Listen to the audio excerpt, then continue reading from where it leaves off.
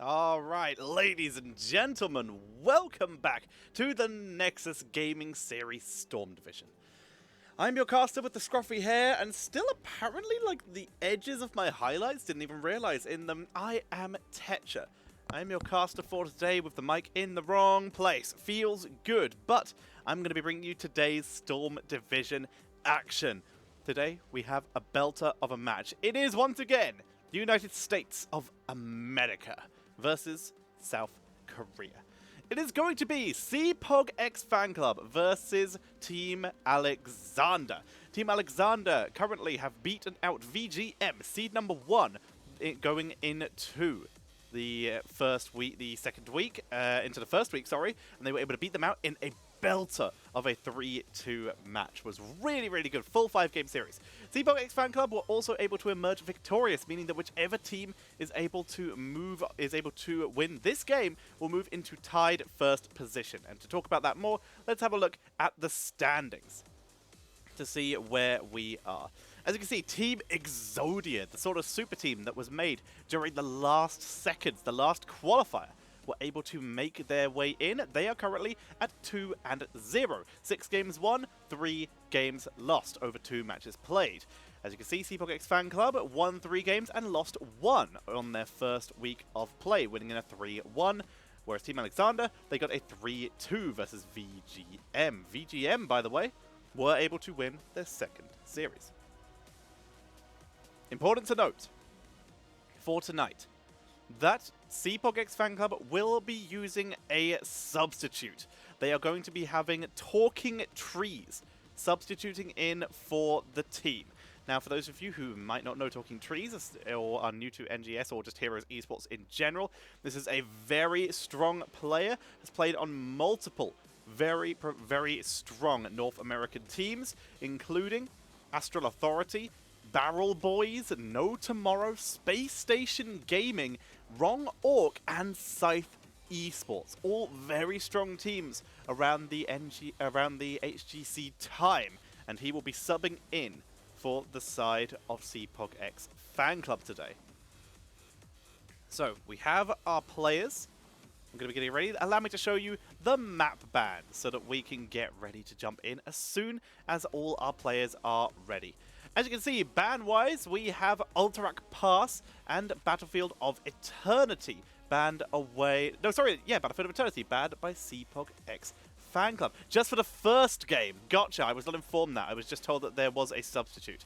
So we do have Ultrak Pass and Battlefield of Eternity banned by CPogX Fanclub, whereas Team Alexander have banned out Brax's Holdout and Infernal Shrines. It is first pick for CPogX Fanclub, and as such, Team Alexander have opted to take us to Battlefield of Tomb of the Spider Queen. Wow, I'm just stuck on Battlefield today.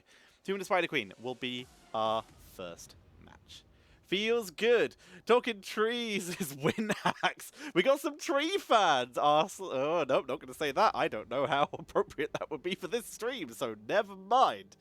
But I'm sure you can guess maybe where that was going. So once again, we're just waiting for the last player from CPogX Fanclub to materialize, and then we will be good to go, ladies and gentlemen. Excuse me.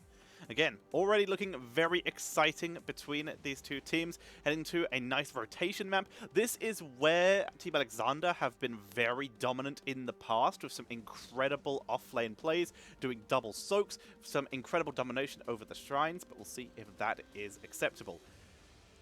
The turn in clutches for the Spider Queen. We have our last player in, which hopefully means we're going to be ready to go any time soon.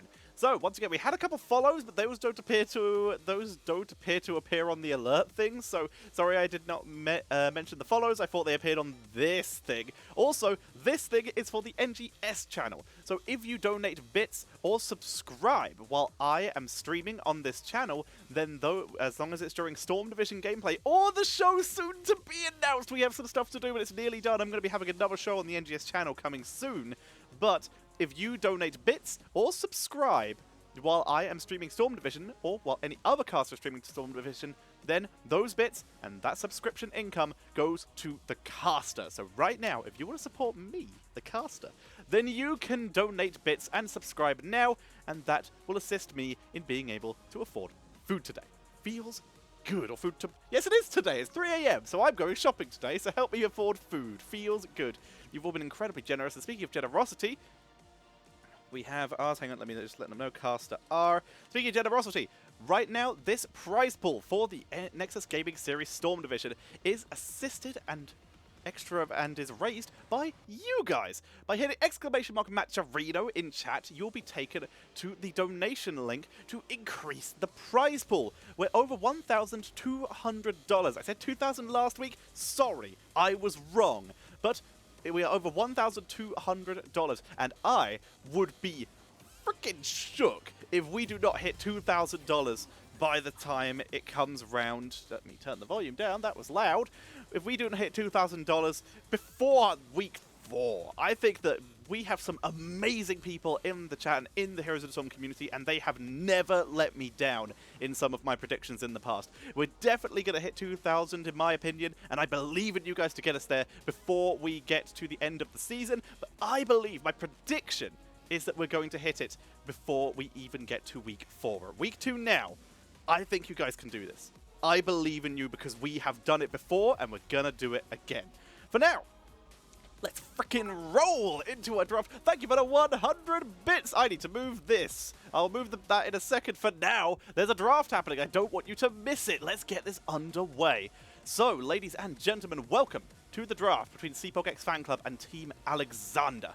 With CPogX Fanclub taking first pick. They've already banned out the Chromie, incredibly scary to deal with, and Team Alexander remove the Ana. It's a healer they try to avoid quite a bit, because even though it is one of the top healers in the game, it's a little harder for them to deal with because of ping differences. As such, they seem to remove it quite often when it comes to their standard bans. Let's get this going. So, Medivh is taken away. Such a strong hero with such game-changing potential. CPogX Fanclub not wanting to deal with that. Once again, CPogX Fanclub running with a substitute. Talking Trees subbing in for them. As Garrosh is going to be banned away. Something we have seen BKB absolutely dunk fools on. So seeing that is going to be a very sensible ban away. First pick is JUNKRAT. Another steal away from Team Alexander. JUNKRAT has been buffed recently, and with the very small distance between lanes, Ripper Air gains huge value, and the control that you get over the control points with those steel traps and concussion mines allows you to have really solid map control and deny turn-ins to your opponents with poke, zoning, and delay control, with still having decent teamfight and wave clear. So JUNKRAT for CPogX Fanclub, very smart. Team Alexander, they take priority on the off lane. Nacho Jin obviously is unlikely going to be playing the URL. This will probably be a swap as Nacho Jin. Actually, they have swapped roles a couple times. The only really solid role we've seen is Hyde playing on... Yeah, I think it is Nacho Jin on the URL. Sorry, yeah, the only solid role we've seen 100% is Hyde on support, but everyone else has rotated a little bit. Spells tanked a bit. Yeah, I think Nacho Jin is off laning. Lockdown's played it a bit sometimes, but I think they've made a full swap here. Johanna is going to be the tank for CPogX Fanclub. Two Flesh! The weirdest rapper name. Yo, what's up? It's your boy Two Flesh.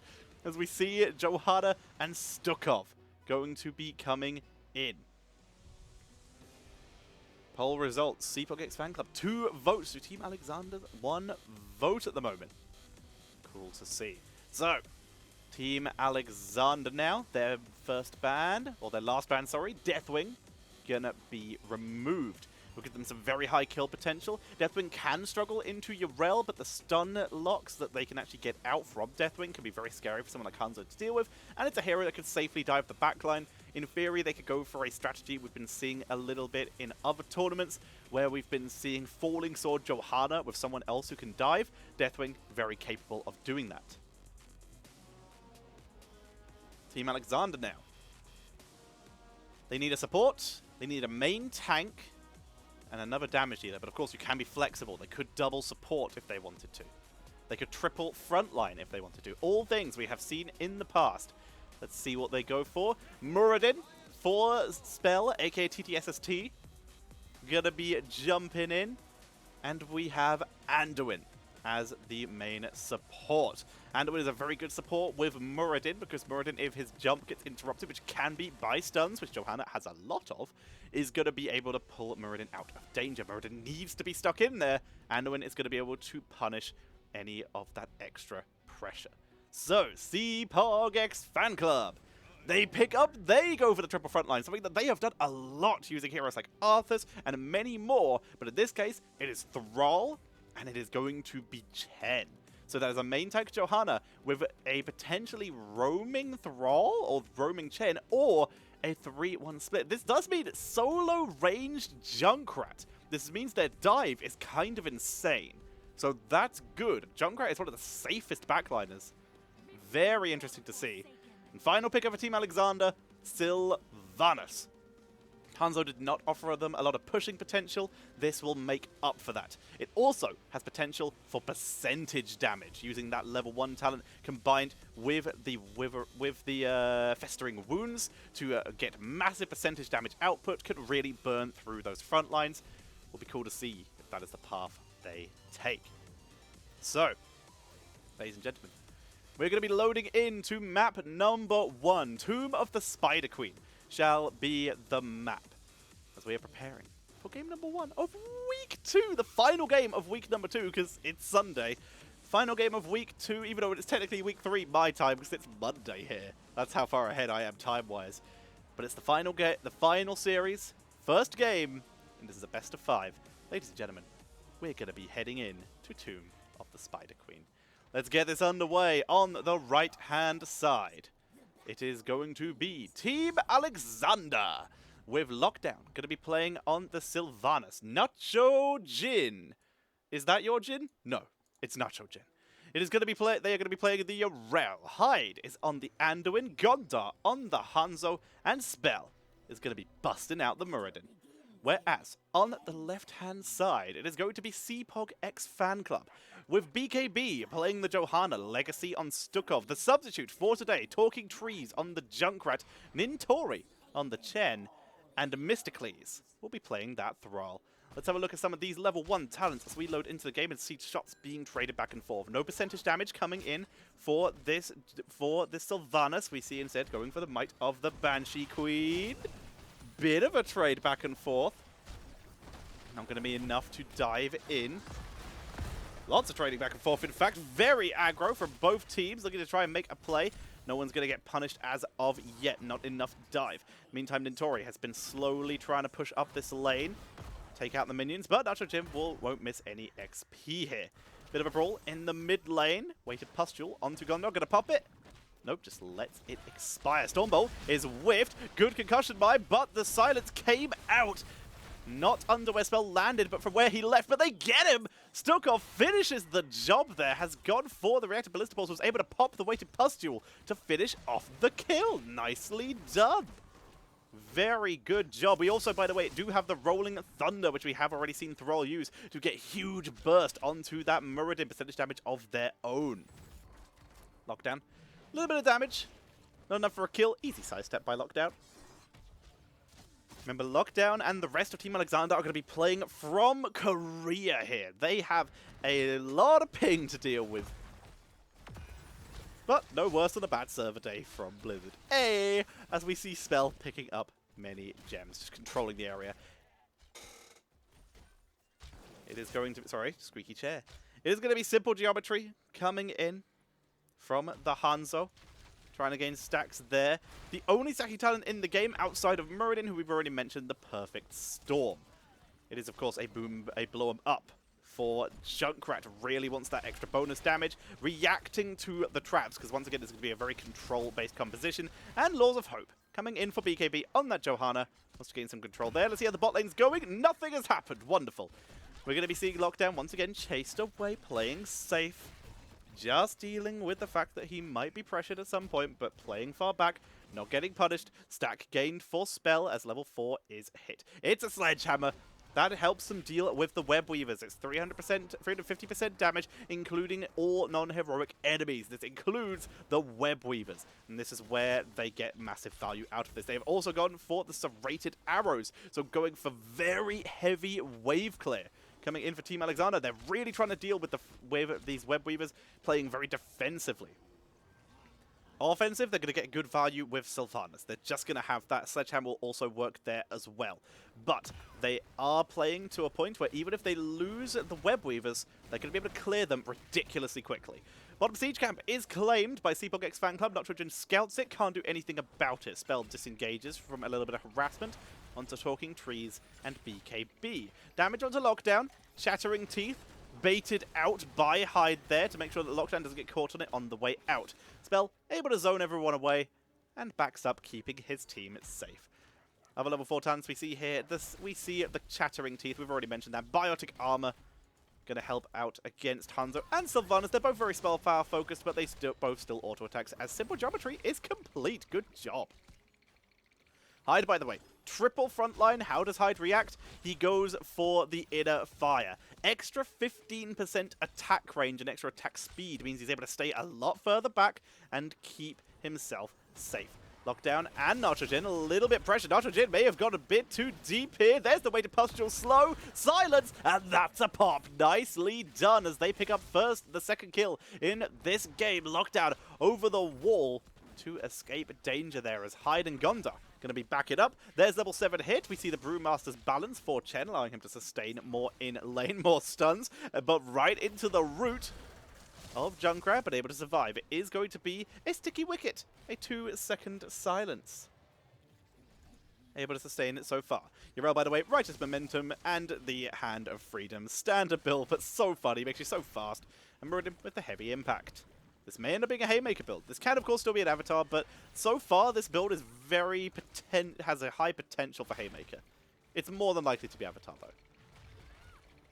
Hyde, you can see, doing the very sensible move of pulling this Chattering Teeth. He's attempting to pull it all the way to the minion wave, but you can see JUNKRAT just replaces it. Lockdown diving past the team. Sustains out as they begin burning through this Web Weaver. Let's see how the other lanes are doing. Hanzo with that scatter arrow already down to tiny bit of health. Really good clear here. Yrel doing as best she can, but Nintori is pressuring very hard. Spell getting focused, dropped to stun, gained to stack, but is still being forced back. All the Web Weavers have been cleared. All the forts have taken very little damage. The front towers, though, taking a little bit. You can see Nintori taking a little bit of damage there. Stunned under towers, takes a bit. But is this a bait? Here comes Mr. Cleese. Where's the root? Doesn't land. Nacho Jin baits it away as we see a counter dive coming in from Team Alexander, but with Lockdown zoned away, they're not going to be able to push up any further. They just get some extra damage out from Gondar and let it go. It's going to be a slow game for these teams to start off with as they look for their opportunity to try and make a play. Root onto JUNKRAT. There we go. And Team Alexander on the board. They pick up a kill. Gondar is deep over the wall. Dodges the root. But here comes Nintori. Diving deep to silence. Everyone is zoned away from Gondar. Leap of faith. But he's pulled right onto BKB as they chase deep. Kick from Nintori. 10 gems are dropped. Only 5 recovered. And they may lose more. Hyde, body blocked by BKB, is taken out a spell. Looks to try and get the turnaround play with Nacho Jin. Stunning everyone out to try and hold this. Spell focuses onto that front line, but BKB is tanking too well. They hit level 10. They lose JUNKRAT, but they trade out for 2. Hanzo and Anduin both taken out. The majority of the gems were recovered, but that was still a rough situation to be in. Good engage by CPogX Fanclub there. So you see those level 10s in. It is the Wandering Keg, baby. They are here for isolation. There's the Earthquake. Lockdown. Focus down. Can he get out? He is locked down. He's trying to escape. Vision denied. Dragon Arrow. Haunting Wave. 28 health. He's on the run. Flashlight gets him, but BKB gives his life for it, making it a 1-for-1. Spell tries to get the stun onto Mr. Cleese, but Mr. Cleese is saved by his own medallion and Legacy, dropping the Flailing Swipe. Level 10s now available for both teams. It is, of course, the Avatar combined with Light Bomb, as both these teams are popping off now. The greed for that kill. The gems again were recovered as we see another attempt at a turn-in for Team Alexander. Nacho Jin. He fast. He slowed. He fast again. He's going to try and make his way out. Nintori just continuing to try and pressure, doing 10 things. I'm going to keep drinking and then kicking you in the face. It's like a British football team abroad. As we see... Oh, sorry, British football fans abroad. Spell going to back away. Stay safe, Gondar. Unstoppable. Leap of faith. Light bomb for the shield. He's so low. He gets away. Hyde with the clutch light bomb. Lockdown, though. He went behind to try and distract and ends up perishing for it. Nacho Jin starting in. There is the Ardent Defender. We will see Nacho Jin barreled away, though he tries to flee. Root is good. Dragon Arrow comes out, but it's too late. Multi-stuns from Spell. He's got the Pierce. He's trying to get people locked down, but the kills are coming in thick and fast for CPogX Fanclub. Up to 7 kills. 7 kills to 2. They still haven't taken a fort, but with those kills, with that soak, they've been able to get enough gems for a second turn in. They're going to start their Bruiser camp as the blue Web Weavers are achieved. They're pushing up the lanes to get maximum Web Weaver value. But we immediately see this Bruiser camp being rotated onto Sylv, doing the sensible thing. Lockdown. He's got possession, by the way, to make this a little quicker. And also the fact that they might be in a defensive position for a while, so getting enemy catapults will help. Mid lane, the only one that's in hard danger right now, because this Web Weaver is going to spawn right at the fort, but Bruiser Camp is on the way for both teams. This is where problems can rise. Lockdown, not the best position, kicked. Haunting Wave gets away this time. Another weighted pustule. Lockdown getting bullied right now as they push in. Level 13 is available. They go in. Blast Shield. Silence. It's good. Hyde is out of the park. Loses 20 plus gems. Spell being barreled. Can he get that Dwarf Toss? Will he be able to do it? He pops the Avatar. Focus down. Drops the Storm Bolt for the stun. Full retreat as we see them trying to get onto Spell, but he's too tanky. Lockdown is out. Nacho Jin over the wall, but they lost Anduin and they lost a lot of gems as CPog are just powering through. Kick onto Lockdown, diving deep, but no, the Lurking Arm does not land this time. The Blessed Hammer from BKB does actually hit Lockdown, so does the Bouncing Lightning. Lockdown ain't looking good right now. Gonna see the healing. Hyde topping him up as best they can, as level 13 is finally going to be hit for Team Alexander. There's 2 forts in that push as Lockdown goes to clear. Make it 3. No one's defending this. They have minion waves on the way, and BKB is proxying. This will be fort number 3, but the question is, can they get anything else out of this? Can they get out safely? A stun, number 1, barrel. The Bless Shield does miss, thanks to the barrel knocking them away, but thanks to that, everyone will escape. Nice play there by Nintori to get out safely. They don't get the fort, but it's low enough that they can come back for it later, and it will be fine. Legacy knocked away. Level 13s, we do see the Repentance extra slow. More bullying coming in. Lockdown's in trouble. Haunting Wave out. They're going to try and turn into Nintori, but Lockdown is very low. That's a deep dive. Looking to try and make the play. Nintori is out. Wailing Arrow does not land. Root onto Nacho Jin, forced to back away. We see the Windrunner combined with the Festering Wounds. Why Sylvanas is diving so deep here. Really just trying to get massive burst output here. Combining Festering Wounds with the spell power from Might of the Banshee Queen means pain. Bot lane, Lockdown doesn't roam out into it. Not worth the risk. We also have Enchant Boots Lion's Speed. That little bit of extra healing from Anduin on the pull target is maybe the difference between living and dying. And Bronzebeard Rage really started to become the more popular talent these days on Thrall. It's nice to see it actually being picked now. Hyde clearing out. Web Weavers are acquired. CPogX.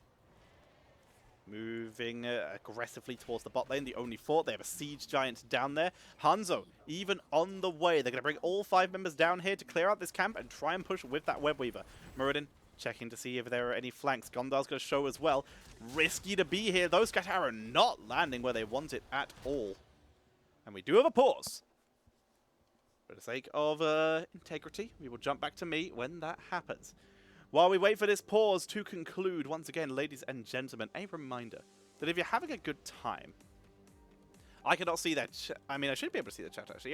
It's not like referees can be the only ones to see chat. I'm sure it's fine. Either way, once again, as a reminder, if you are enjoying the Nexus Gaming Series Storm Division, you can support the prize pool by hitting !Matcherino in chat. Then you can donate to the prize pool, which will increase it and potentially encourage NGS to do a Season 2. I hope they do a Season 2 because this was great.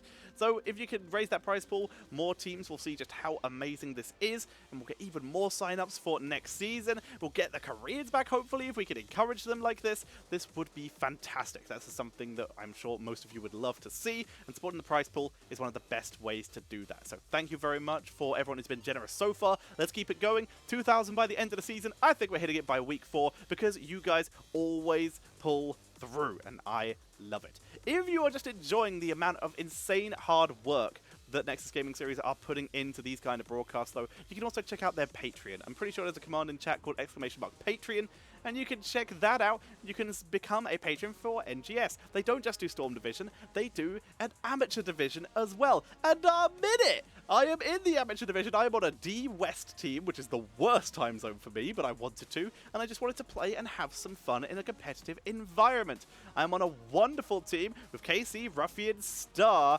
and wow, and Lana with Tiger as a sub, and myself, of course. I'm playing offlane. Wow, I couldn't believe I forgot a name there.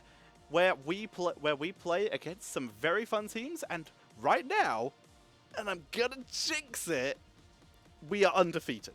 We have yet to lose a map. 2 weeks in, we have yet to lose a map, and I know I've jinxed it. But we're doing well, so keep an eye on my Twitter and join my Discord, where you can see when I play in those games, where I will usually tweet the caster. It was fun. Last week was Baha, week before was Venus, and I believe this week is Venus on Thursday, where we will be playing our next matchup. So come watch me play PvE Farmville while my team actually does the work. Feels good. Offlane life. Let's go. Feels amazing. And speaking of me, you can support me by hitting a donation button using bits, or maybe a sub button. It is September, meaning that if you gift a sub to someone else, they can continue that sub for 1 extra month for a cheaper price, saving up to 30%, between 20 and 30%, I think, by continuing that sub for several months. And once again, if you sub or donate while I am casting Storm Division, then that money goes to me. So if you like what I'm doing here today, am I ref? I am ref. I am ref. Okay. Still are. Yes. And Alexander. I didn't realize I was ref. There we go. Okay. 3, 2, 1. Pause break. Alrighty, we're in. We're in, team. Let's get this underway. Back into the game. But if you sub or donate while I am casting, then I get the money from that. So you can help me afford to eat tomorrow. As we see the pressure onto bot lane being applied by Team Alexander, looking to try and get themselves back to the XP game as level 16 is hit by CPogX Fanclub. And Team Alexander decided it's time to skedaddle. But look at this. CPogX Fanclub have already cleaned out all the other lanes. Webweaver perished. Webweaver perished. Bot Webweaver concluded. However, they do have 81 gems. They have enough for another turn-in, but they haven't claimed a fort yet. They're not level 16. This is a problem. Let's have a look at some of those level 16 talents for CPogX Fanclub. Flying Leap coming in from the Chen. Cooldown reduction.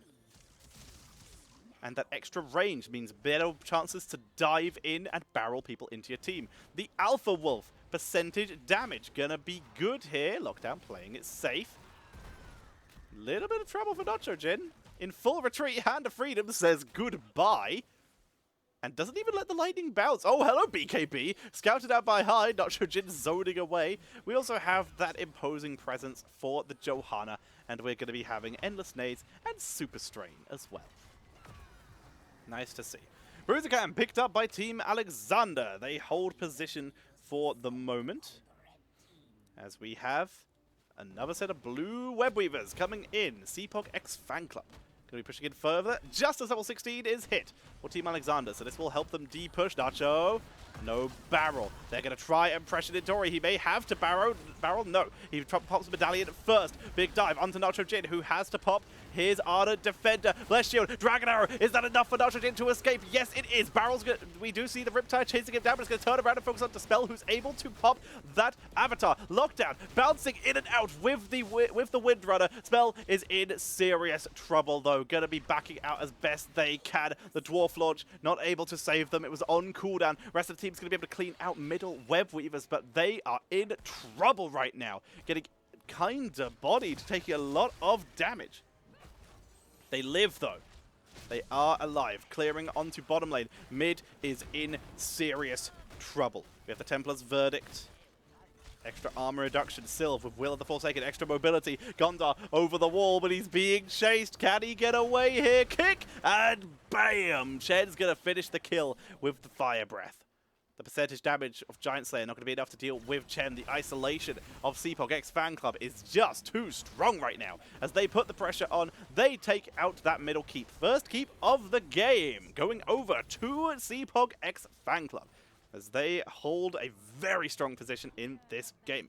Looks like they may be attempting to do a boss with Hanzo dead for 20 seconds. They believe they have the time, and this will apply more pressure onto top keep.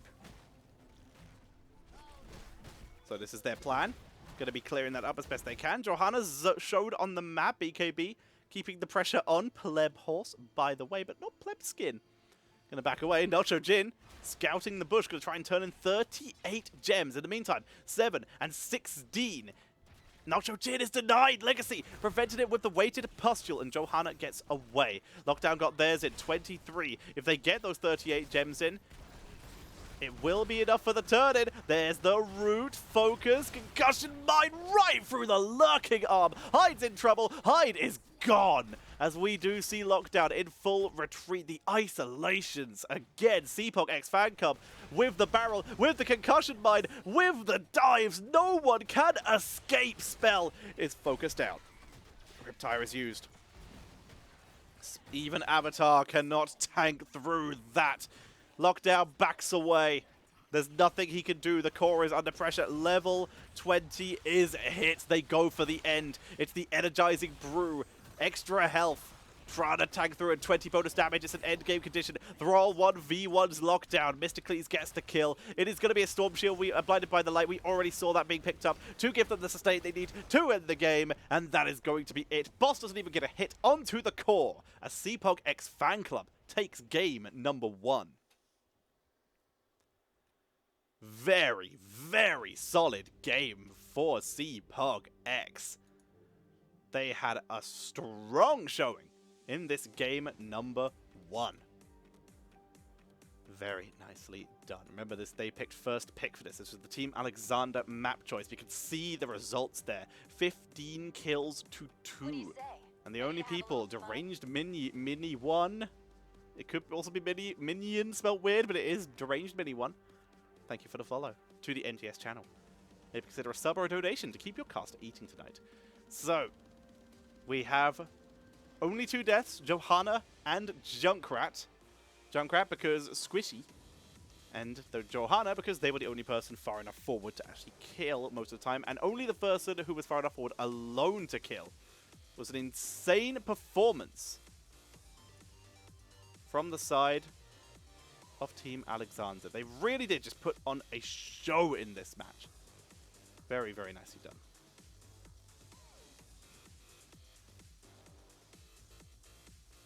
Sorry, you may notice the screen moving around a bit. There we go. There was a little line at the top and it was tilting me. I fixed it. I did it.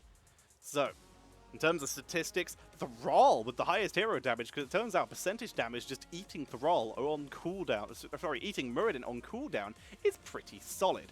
The Anduin was a solid attempt, but everyone was very grouped up. He was not able to turn that game on its head, as I'm sure he would have liked to try and keep his team safe with that extra range, because Chen was always able to dive deep. And let's talk about that. Chen was able to dive very deep with that flying leap and didn't even need that most of the time. Went with the Storm Stout recipe for sustain in the lane, and then Withering Flame to make sure that anyone they dived wasn't going to be a threat in the team fight anyway. And you can see that in the majority of the dives, he very rarely went for Anduin. Majority of the time, it was either onto Sylvanas, forcing one of those mobility talents to be used, preventing them from being used for diving, or onto Hanzo, trying to force out that leap where he or Thrall could then follow. And they were able to do a fantastic job there with that dive. STUKOV, several of those kills were achieved via lurking arms. Sorry, not lurking arms, via weighted pustules. There were several weighted pustule kills in this game. He went with the reactive ballista pulse, and it wasn't even due to that. You can see the targeted excision here. Did it exactly 1 weighted pustules.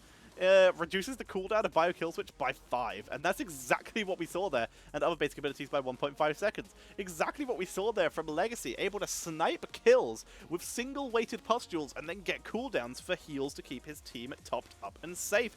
Very cool, very smart, and very attractive. Feels good. Nice job, Team Alexander, as they take game number 1. Wait, no. Nice job to CPogX Fanclub. Wow, I am not awake today. I'll fix it. We will be good. CPogX Fanclub, 1-0 up in this series in very convincing fashion. Level 22, level 17. A 3-level lead at the end of that game. 2, 4, 6, 8, 10, 12, 14. 7 times more kills than their enemies. 7.5 times more kills than their enemies. Very impressive. Very impressive indeed. Waiting for a lobby to materialize so that I may jump into it. Feels good.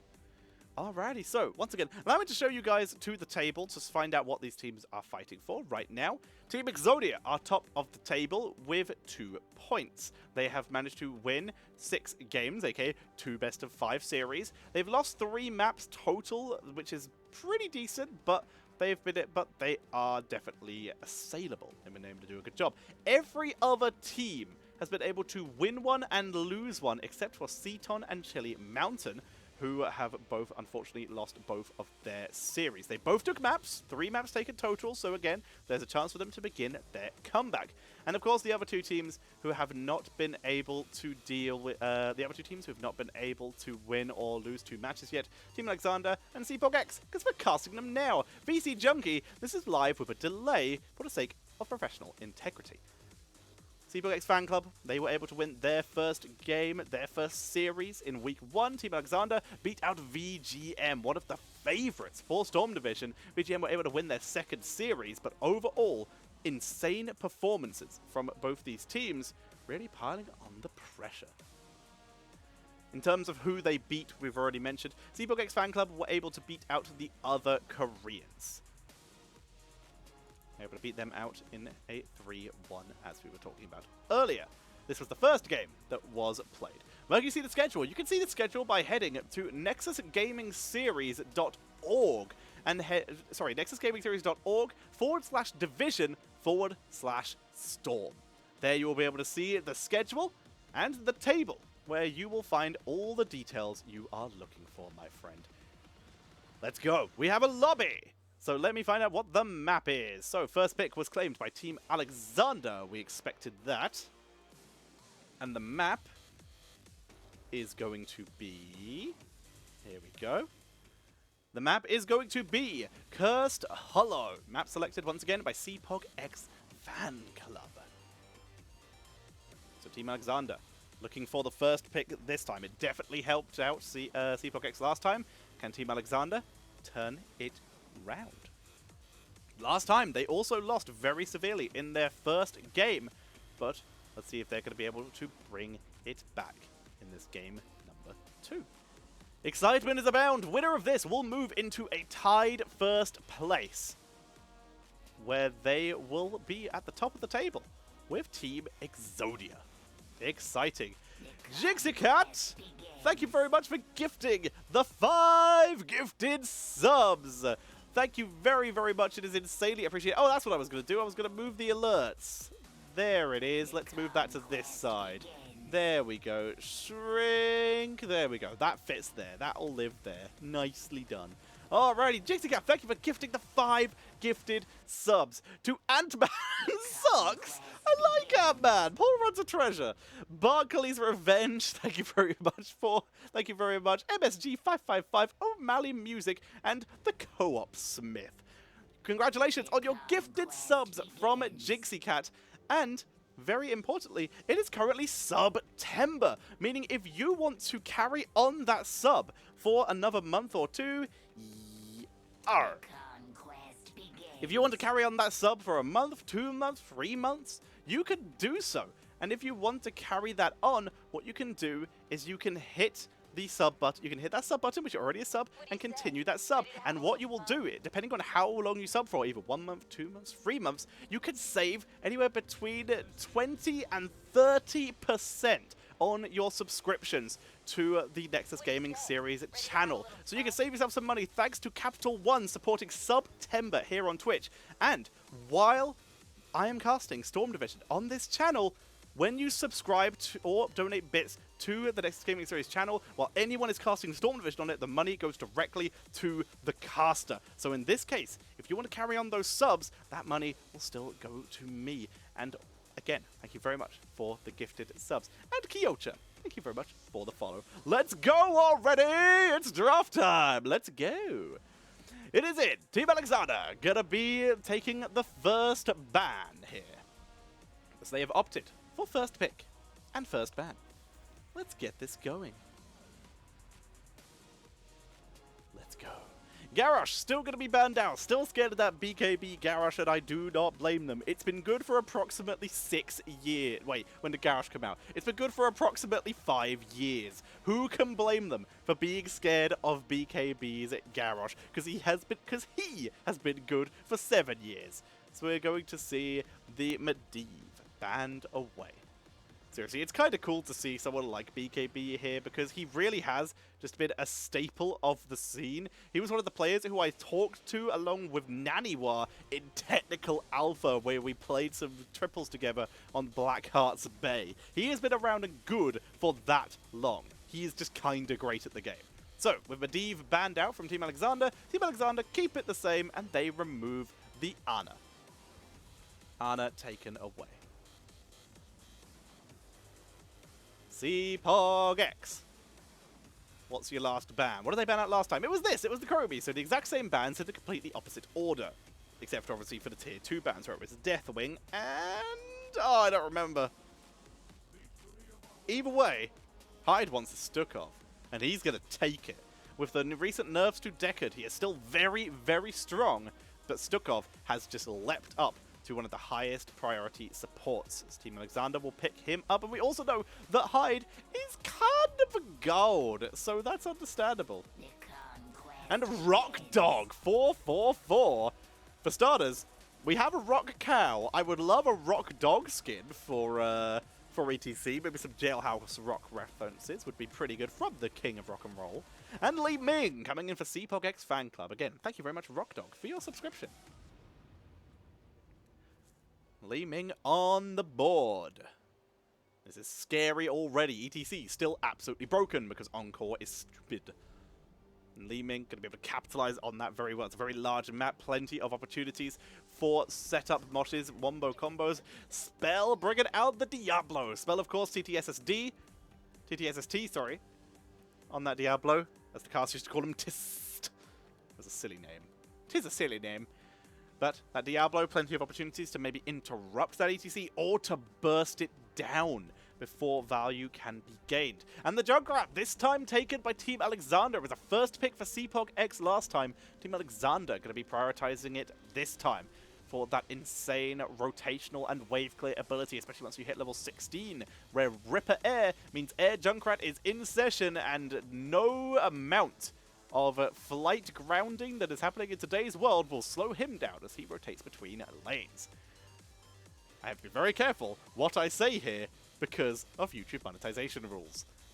Hanzo banned away, even though they were able to kill it off quite consistently last time. CPogX Fanclub don't want to deal with it, so they ban it away. There's still a lot of damage output.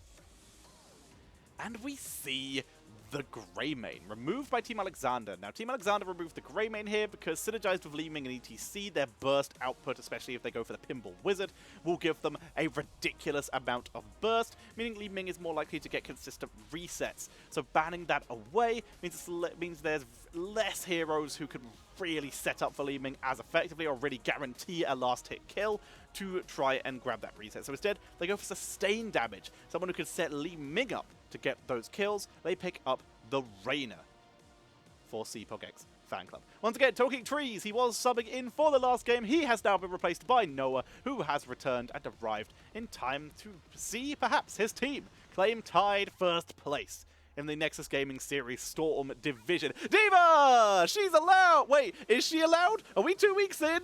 Mods? The hero isn't playable.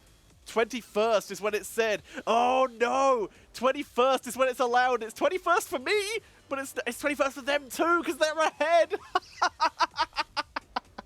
Oh no! They didn't realize. They forgot how time zones work. Oh no! Okay, they've changed it to Dahaka and let the enemy team know we're going to be seeing Yarel coming in as the lobby is dodged and will make that down. Recognize today allow. Yeah, it's exactly what they thought. It's exactly what I said.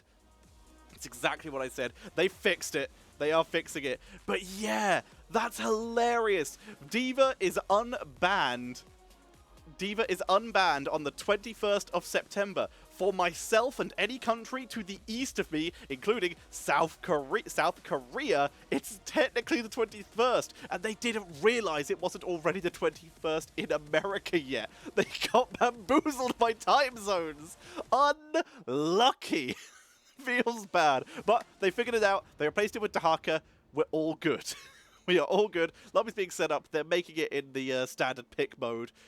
Oh, that is unlucky. Bamboozled by time zones. I have been bamboozled by time zones so often. So I 100% respect this. Oh, man. Feels bad. Let's see if this makes a difference. How much was their draft built around that assumption? That misunderstanding? How much was that draft built around that D.Va? Caster R. We just need... No, that's not the player R. You numpty, that's the caster R. Well, hopefully the creeds are ready. People don't... That's why I put caster before, to double check if people are ready. They might pause at the start to make sure everyone's ready. We will see. If not, maybe the creeds will pause if they're not ready. Either way, ladies and gentlemen, we are loading in to Cursed Hollow as our game number 2 in this best of 5 series. We'll see if we get a pause. Looks like we're good. No, Yarel was picked. Yarel was the final pick coming in from CPogX Fanclub. Okay, everyone is moving, so we will head in. Ladies and gentlemen, on the left-hand side of the board, currently in the blue trunks and 1-0 up in this series, hailing from the US of A, except for one player who's from Latvia. We have Nintori, and also maybe Canada, I can't remember. We have Nintori on the D.Va, Mysticles on the Li Ming, BKB on the ETC, Noah gonna be playing that Raider, and Legacy gonna be playing the Malfurion. Whereas on the right-hand side, it is going to be Team Alexander looking to try and make their way back into this series. Lockdown on the Junkrat, Gondar on Cassia, which was the final pick. Spell going to be on that Diablo, and Hyde on the Stukov. So yes, in case you missed it, the last pick was Cassia for Team Alexander. Here we go. Nintori bopping everyone away as his team looks to clear the lane. Concussion Mine sends ETC just straight into Austria as Noah is chased down. There's the double. And Team Alexander start off in style. No chill at all. They look for more. They're trying to chase down Mr. Cleese. Concussion Mine not landing in time. Teleport too much. They do land the Lightning Fury though. A little bit of extra damage. Team Alexander popping off. They are ready. They are here in style. The South Korean boys here to show you how it's done and bring themselves back into this series. Top lane. Say hello to Nintori and Natojin, who are going to have a very boring time unless Nintori decides to play hyper-aggressive, which he freaking might. Yarels can just do that. We're starting to go for a bruiser camp, taken for both teams. Lockdown and Hyde. Hyde doing the tanking because he has a little bit more self-sustain. They will trade aggro back and forth, though, to make the most of that spreading, healing pathogen. On the other side, it was BKB who has massive self-sustain, and Noah, who, by the way, at level 1 did go for the Exterminator. Coming in here, extra wave clear, extra mercenary clear. It's going to allow him to do stuff like this and to help out with that bruiser camp and clear it very fast. Other talents worthy of note. Tissue regeneration, tankiness coming in from the Dahaka, who is, guess what, being bullied because Yarel's good. Gonna back away here. We see once again that reactive ballista pause trying to prevent hard burst from coming in. A blow 'em up for Junkrat and the charged strikes. Let's see what we go for level 4. It's usually Ring of Leech or the War Traveler. It is going to be Ring of Leech.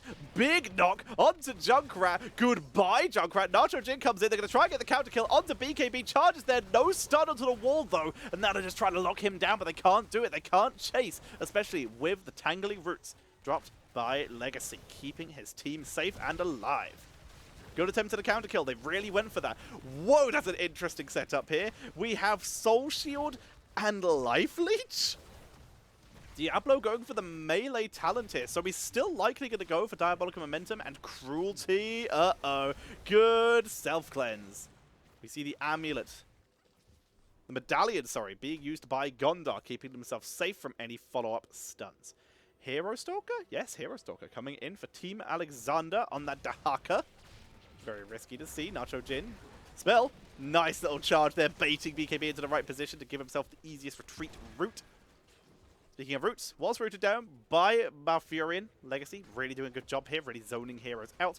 But they are bringing people here. Dahaka going to be able to tunnel in at any point, and Cassia gets a little bit of extra soak in the mid lane. Big charge. The mine does land. Steel Trap onto BKB. The focus is there. Gondar going a little deep.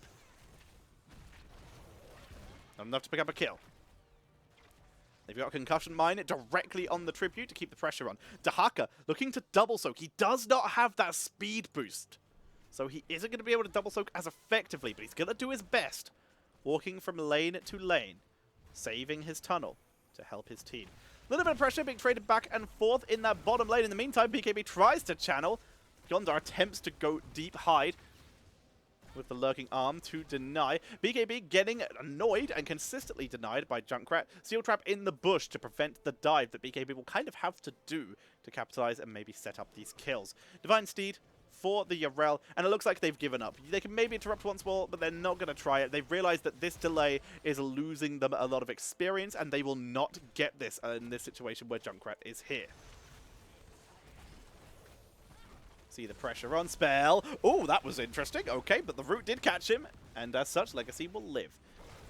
We do, in fact, see that Diabolical Momentum. Very cool to see. It's just kind of interesting to see the feast, not see the feast on fear, which is the usual synergy with this. But we do see that Soul Shield, in this case, picked up to synergize and counter that Li Ming burst damage. Diablo's going to be eating those shots the most, and that's why we see that talent. The feast on fear would usually be the usual for the auto-attack build, but it's a reactionary play that does make sense. It's unusual, but it works. Spell just continuously trying to annoy, even tackles to a minion to make sure they get out safe, as Siege Giants are going to be picked up by Team Alexander. Going to be seeing that Sticky Wicket, the Silence, no surprise there. The Calamity, it is going to be that Pinball Wizard and the Loudspeakers. Lots of extra burst. Fantastic. That extra loudspeakers means more chance of landing Encore. There's the root. Lurking arm. Cleanse comes out. They're going to try and get BKB, who's just in the wrong place. Can he get out? He's a full level away from level 10. If he can live that long, he can probably stage dive out if he wants to. Everyone else going to retreat. Yarel's going to try and delay top lane. BKB, he's on the run. Stuns out STUKOV. Concussion Mine. Dodged. Heals. He jukes. He's trying to get away with this. He's really trying to get out. He's committed, but he is out of action longer. He does this. Power slide.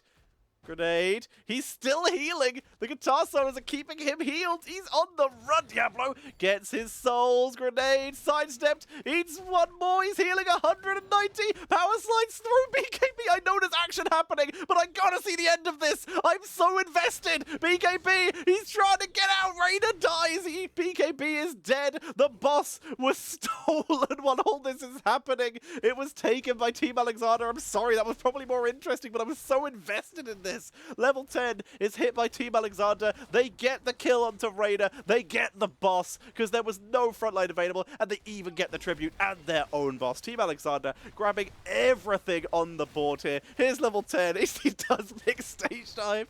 He could have got out if he just survived a little bit longer. We're going to see the boss getting focused down. That's going to be picked up. Team Alexander, so much pressure being applied here. They've already taken the first fort. We have the second boss killed off after it's taken a little bit of towers. The Siege Giant camp not getting any extra tower damage as well. And it will be cleaned up by BKB. Bruiser camp's being taken again. Boss on the way. And right now, Team Alexander are just in a dominant position. Pushing into the top lane. By the way, we did see the grounding rod. Lightning Fury or Fen slows for Cassia. Can allow her team to set up stuns very effectively. And it's a good follow-up for the Valkyrie. Valkyrie into Fen means a very... Oh! Reyna's Raider is going to be dragged by Nitrogen there. And they're coming into this for Valkyrie. Focus, slow, dead. That's exactly what they want to see here. But Nitrogen, he's caught under the fort here. Gonna borrow the power slide though and will survive. Stage dive to attempt to turn that. Tribute spawns. Knockdown could probably interrupt this. Will he try? Got it. He interrupted it. Everyone else was being pressured on top as the Vision Camp was taken. Tori looking to just try and cause some harassment while his team arrives. Legacy moving forward, healing up BKB. It's caught in the root stun. Silence. Concussion by knocks him out of the silence though. Nintori comes in for the delay. The team is very split right now. Nintori and BKB wrapping around. Riptide are going to try and run him down here, but the backline is completely separated from their front line. BKB going to eat the shots here. Nintori's backing up. Looks like they're just here to delay this right now. This is not looking good. Oh, it was interrupted. The port was interrupted. Nacho Jin chases him down. The concussion, but the Riptire gets the kill. Completely missed that. The tribute is acquired. The curse is gained. The boss made it all the way to the wall and took out and now the minions are doing tower damage. Oh no, Noah, he's in trouble. Concussion might doesn't land.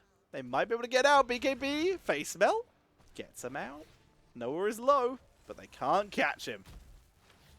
Gonna back away this time. So, we're gonna be seeing, talent-wise, Primal Rage, extra damage from that Dahaka. We see the God of Trap and Ball, extra traps, what we like to see. Gloves of Alacrity, keeping the Cassia at a safe range. The Virulent Reaction, of course, and there is Cruelty. Looking to just get massive auto-attack speed to get those diabolical momentums and those life leeches. Meantime, Nacho Jin gets a drag. No follow-up. Nothing to be gained here. So can they get a keep out of this? Meantime, BKB is split pushing because, of course, his team needs XP. They hit level 13 themselves. Oh my, it is not Encore, it's face melt. The 50% slow. BKB realizes thinking his team needs more peeling in this case. Goes for the slow to try and prevent the chases. Oh, this looks familiar. BKB, there's isolation. He's under keep. He's slowed. He's dragged. BKB is gone. The rest of the team is running across the map. They're scouted by the trap, though. Steel Trap sees them, and here comes the members of Team Alexander. It's a slight push in bot lane, but they have got to leave. Gondar shows on the map. Lets them know people are coming down. But with everyone disappearing from the map, they believe CPogX Fanclub have retreated. They're right to believe so. And they're going to come and steal this siege camp. They focus that down. Lots of pressure. Very nicely done. Stage dive. BKB is back, baby. Looking to try and make something out of this, but Spell attacking through. Soul Shield expires. Root. Valkyrie denied by a wall, but not denied by a Spell, who dives in with the Apocalypse. Looking for Noah, who's in full retreat now. The Twilight Dream prevented Spell from getting it, but it's still going to be Noah. Sniped away. Nicely done again. Team Alexander picking up yet another kill. Siege Giants were taken as well, and Nintori is in a little bit of trouble. Steel Trap not going to land even with a concussion by Nintori will be able to get out. We also see Spread Volley, by the way, coming in for Junkrat, though. Endless Nades, Gondar in a little bit of trouble. Stunned out. Here comes the rest of the team for help. Medallion is used. They're going to try and turn this onto Nintori. There's the Ardent Defender. Going to be used to try and bait in more abilities so they can try and turn around and to prevent Nintori from getting caught out by that lurking arm. Cassia with the Martial Law, ignoring armor. That's going to help with ETC. It's going to help with the Malfurion? Actually, I don't know who has armor. I know ETC does. It's going to help against ETC. I'm going to keep piling on the pressure. It's also percentage damage, so that's what we want. Oh, no, wait, no, the armor talent's later. No, this is percentage damage. My bad. So they're just going to move in, pile on the pressure to the keep.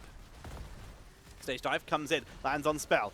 There is some serious damage onto Nacho Jin right now. Lurking Arm is so good, though. BKB, his pinky toes inside it, so he cannot cast spells.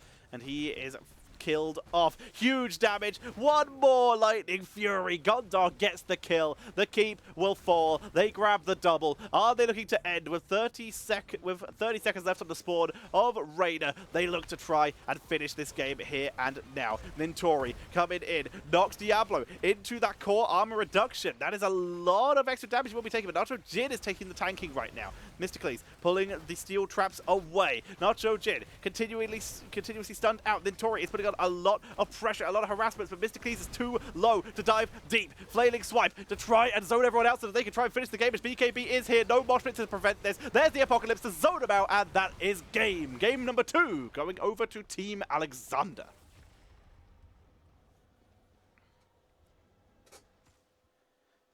Game number 2 to Team Alexander. We have a series on our hands. Team Alexander really seemed to struggle in game number 1s of series, but that was strong. 10 kills to 1. We talked about how it was 7.5 times more kills that CPogX Fanclub got last game. That is literally 10 times more kills. That is 10 times the amount of kills that CPogX Fanclub got. Only Nintori caught out once there. Sorry, I got that the wrong way around. Only Junkrat Lockdown caught out once. On the other side, yeah, Nintori did only die once, was able to survive a lot, but so many kills onto Raider, who doesn't have an escape ability of their own, other than maybe zoning penetrating rounds, and ETC, who, yeah, was just run down and chased consistently. In this case, very strong performance. The pressure right now, Junkrat has a 100% win rate in this series, and so does STUKOV. Perhaps we'll be seeing either of those getting banned out in the future. We'll have to see. Very brutal. Cassia, top damage output. Also, cool to see. We don't see the Surge of Light, finally. We see Grounding Rod coming in here. That's slow to follow up on their burst, really setting up for that virulent reaction, for Diablo charges, for the Drag Tongue. They really made the most of that, and that was a wonderful change of pace in terms of Cassia talents. Very happy with that. Very on board with this new era of Cassia. Finally, I love Surge of Light, but oh boy, did Blizzard not know how to ban that for a while. Albertans, again, really importantly, Face Melt coming in for ETC. No Encore. He didn't go for the cooldown reduction on the Heroic. So no repeated stage dives for extra split push. He did basically have stage dive every time he needed it though, so in this case, the slow may have worked out better in their favor, and it would have helped him escape a couple more times. A 50% slow is very good, but in this case, he was punished. He was punished, he was chased, and he was killed. Yeah, Gondar's a very good Cassia, Simply Heavy. Yeah, that is very, very true. Could not agree more. And Lockdown is a fantastic Junkrat. 68,000 siege damage. That was actually less than Cassia. He was less than Cassia in every stab, but only by a little in every single one. Cassia's just good, except XP. Good job at XP. He had more deaths than Cassia, so there you go. Beat her in one stat. Did it. Report Lockdown for feed. That's what we need. Alright, we have a lobby, so we'll jump back to me so that I can set up the map screen. Excuse me. Alrighty, so far the team that has had first pick every game has won. Alrighty. So, we're going to be preparing for game number 3 of our best of 5 series, everybody, as we head into the map screen to tell you where we're going. We're going to be seeing Team Alexander getting the map pick, as CPogX Fanclub have opted for first pick. Team Alexander will be taking us to Volskaya Foundry as the next map. Feels good. Spam these pride floats. I assume they're mystic bees. Spam these bees for Mysticles. I love that. That's superb. That is very superb. You know what else is superb? Supporting the prize pool for the Nexus Gaming Series Storm Division by hitting !Matcherino in the chat so that you can head to that Matcherino and donate to the prize pool. I'm going to check that prize pool literally right now. I've just clicked on the link. I'm going to see where we're up to. We're up to 1,254, way over halfway towards the goal I have set for Twitch chat to get us to 2,000 by week 4. We're just about to finish week 2. That's 2 weeks to get an extra $746. Maths is hard. And I know you can do it. I know you can do it because Twitch chat has never let me down in Heroes of the Storm. And if not, I am 100% sure that we're going to be able to hit that by the end of the season because you are all amazing and you always surprise me. I set goals and every single time Twitch chat blasts them. Just blasts through them, smashes them to pieces, and I love that. And I love Twitch chat so much for it. So once again, support the prize pools, you can directly support the players. Support the Patreon of Nexus Gaming Series, amateur and professional leagues run by some wonderful people and putting on some great content alongside it. Nexus Edge, Game of the Week, some amazing shows being made by some amazing people. And you can support them by going to the Patreon and becoming a patron of the Nexus Gaming Series. And you can support me! Oh wait, Caster R. Whoops! My bad! That was me they were waiting for that time. So, you can also support me, the caster, by subbing or donating to this stream. Now you may be wondering, but Tetcher, this isn't your stream. Why was subbing Hellman? That is because the Nexus Gaming Series have been very kind to the any point Storm Division is happening on this stream.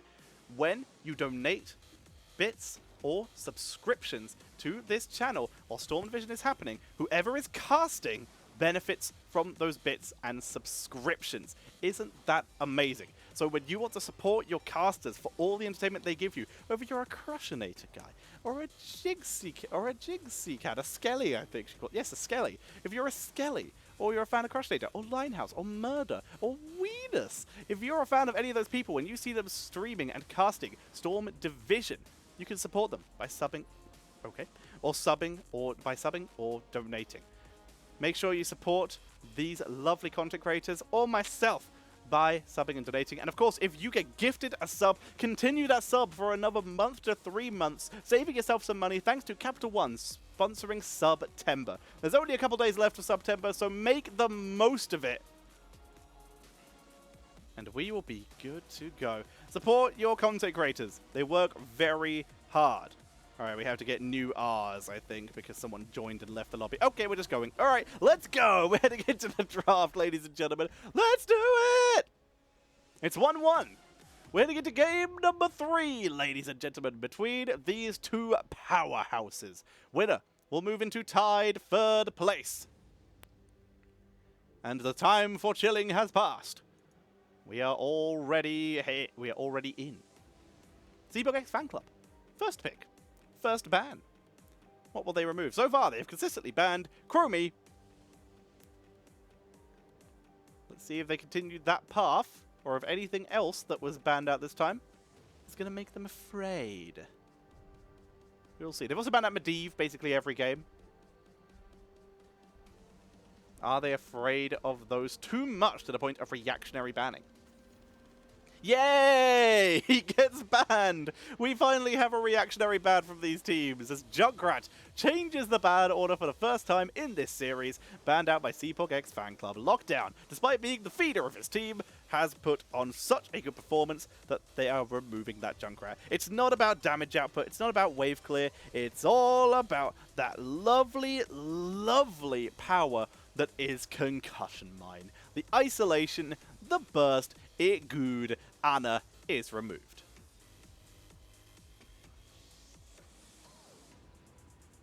Nice. So, with Anna removed, CPog, Chromie, Medivh, both really good on this map. Chromie, I'd say a little bit better. They banned STUKOV! We're in target ban territory, boys and girls!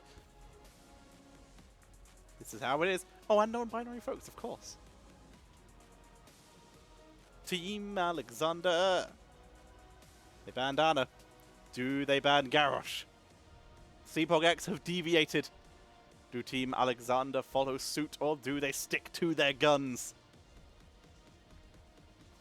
They do! They stick to their guns. Garrosh is removed. Consistency from Team Alexander. CPogX reactionary, but they get Chromie! For the first time. They've banned it basically every game, so in this case, they're having it. Why not? Their first pick, they steal it away.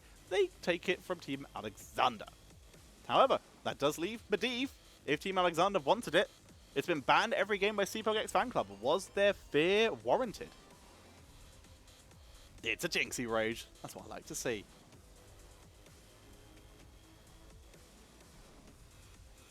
Muradin and Hanzo. So we're sticking normally. The priority onto Muradin by TTSST is kind of interesting to see due to in a time where ETC and Diablo have been very highly prioritized. We see them leaning on that Muradin very heavily. And the same with CPogX though. They love that Johanna. Johanna a very good hero to deal with Muradin because it interrupts that Dwarf toss. Deckard Cain on the board as well with the STUKOV denied. They choose to go for Deckard Cain. It's going to help them move forward, keep that Johanna topped up. Anti-healing potentially for the Muradin. There's that Medivh, finally gets banned. Won't make it through.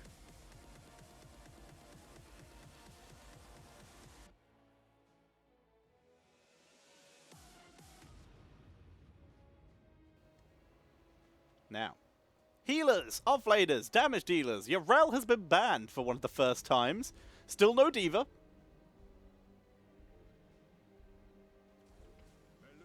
Malf and Blaze. That is a lot of crowd control. Malfurion, of course, also one of the top supports. Order in this case, at this point probably goes, in my opinion at least, STUKOV, Anna, Malfurion, Deckard. With Deckard and Malfurion pretty interchangeable. CPogX.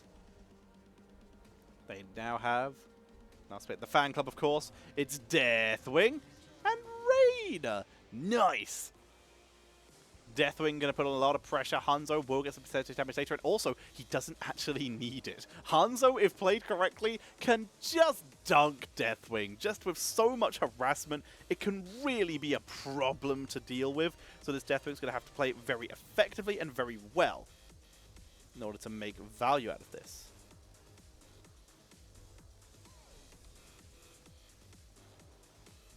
And Kael'thas is the final pickup. The classic Infernal Shrines hero makes his way onto Volskaya Foundry. Potential percentage damage as well with that burned flesh. I'm going to try and make some worth out of that. And also, big burst follow-up for Muradin and Blaze. Feels Deece and big mana sustain from Hyde on that Malfurion. Let's see if it works. It's a cool idea. So we're going to be heading in, ladies and gentlemen, to Volskaya Foundry. Game number 3 of this best of 5 series. Who is going to come out on top? We will find out. That hasn't updated, interesting enough. It doesn't appear to be updating. Let me see if I can refresh it manually. Because it should update, because there have been some subs. There have been some subs, and for some reason they're not showing up. Yeah, it doesn't show the subs for some reason. That's weird. I'll have to ask the NGS people about that later. Okay, ladies and gentlemen. The time for waiting is over. It is time for game number 3 on the right-hand side. Finally on the board. It is Team Alexander with Spell, aka TTSST, playing on the Muradin. We have Hyde on the Malfurion, Lockdown on Kael'thas, Gondar is on the Hanzo, and Nacho Jin is going to be busting out the Blaze. Whereas, on the left-hand side, it is going to be CPogX Fanclub. 3PX represent Legacy on the pause. Jump back to me for the sake of integrity. While we wait for the unpause to happen. Mysterious. Who knows what it could be about? This could be about anything. Quick pause. We dropped our mice. Quick pause.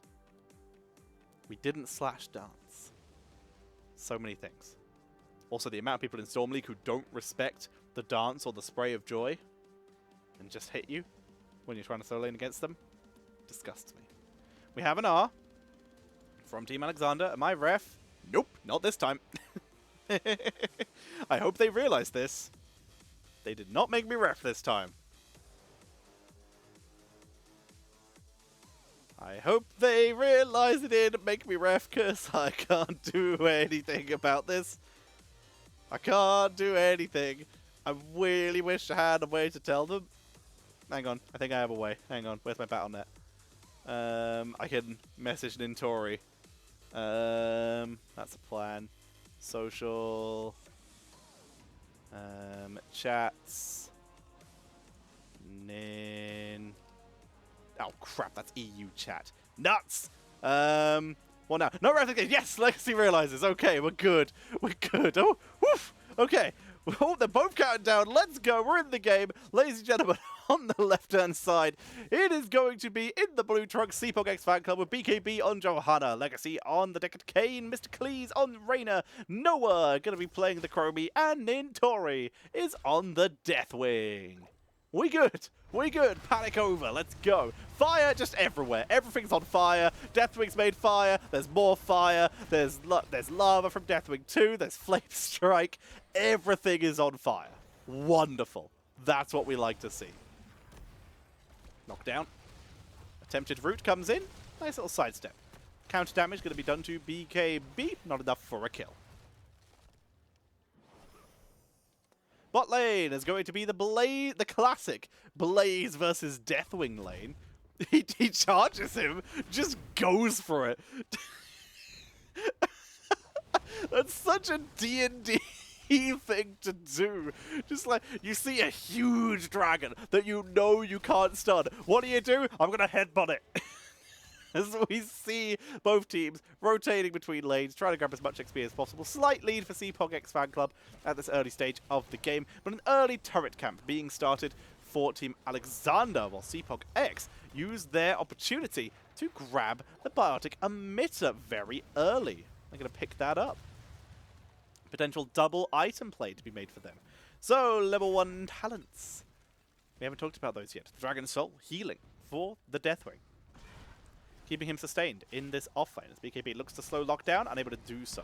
It is going to be the time troubles, the armor increase and reduction. Chromie keeping her team safe and her enemies very unsafe. Spell, TDSST, dives deep, cannot find it. Penetrating round, zones them away and prevents that being taken. Yes! Interesting! We see the simple geometry and the ignore all distractions. Ladies and gentlemen, this build has two purposes. One, it allows Hanzo to stay in lane on this point and this point. This means that he can actually ping in autos with that extra attack range and capitalize on bullying his opponents while also soaking experience and clearing the minions out very quickly. Second advantage, it allows him to get more auto attacks more consistently in lane, allowing him to bully, which in theory, there's a Korean build. Mr. Cleese, clutch heal from Legacy and Mr. Cleese, keeping them safe, making the most of that fight or flight, getting the armor there. But there is a Korean build where you go for ignore all distractions, simple geometry, and the cooldown reduction on Scatter Arrow that I for the life of me cannot remember what the talent is called, on level 7, and then you go for Dragon Strike. Not Dragon Arrow, Dragon Strike. And what you do with that build, good sidestep, good kite there by lockdown as the objective is started. And Tori going to try and zone out spell. What you want to do with that is if you can live to level 20, you can get cooldown reduction on your Dragon Strike every time you auto attack or hit people with Scatter Arrow. And the idea here is basically you have it basically on cooldown. You have it you're basically able to do one full combo, 2 auto attacks, and a full scatter arrow, and you have Dragon Strike back. And that basically means you always zone out your opponents, and you always gain value. Also, extra attack speed, percentage damage, gonna be decent. Right now, the area is held via some great use of the congestion feature by Team Alexander. They're able to get all the way up to 44%. Very nice to see. There is going to be the never outmatched. I'm curious to see if they do go for the Dragon Strike build, because it's Dragon Arrow is so good. But it is a build we've seen from Korea. Korea invented it, I believe. We'll see if they go for it. Trading back and forth. Spell back on the point. BKB. Channeling it, making the most of the overtime. They're going to dive into Noah, penetrating round mystically. Spam those bees. Putting on such a performance right now. Really just zoning everyone out and preventing Spell from getting almost any value on this Muradin so far. Armor plate is dropped by an Intori, going to force a retreat. Old HGC build for Deckard. We have Sapphire, Shielding, and Emerald. No rubies. Muradin, same build as we've seen before. Heavy Impact, Sledgehammer, and Perfect Storm. We've really moved away from this healing static style of build, it seems.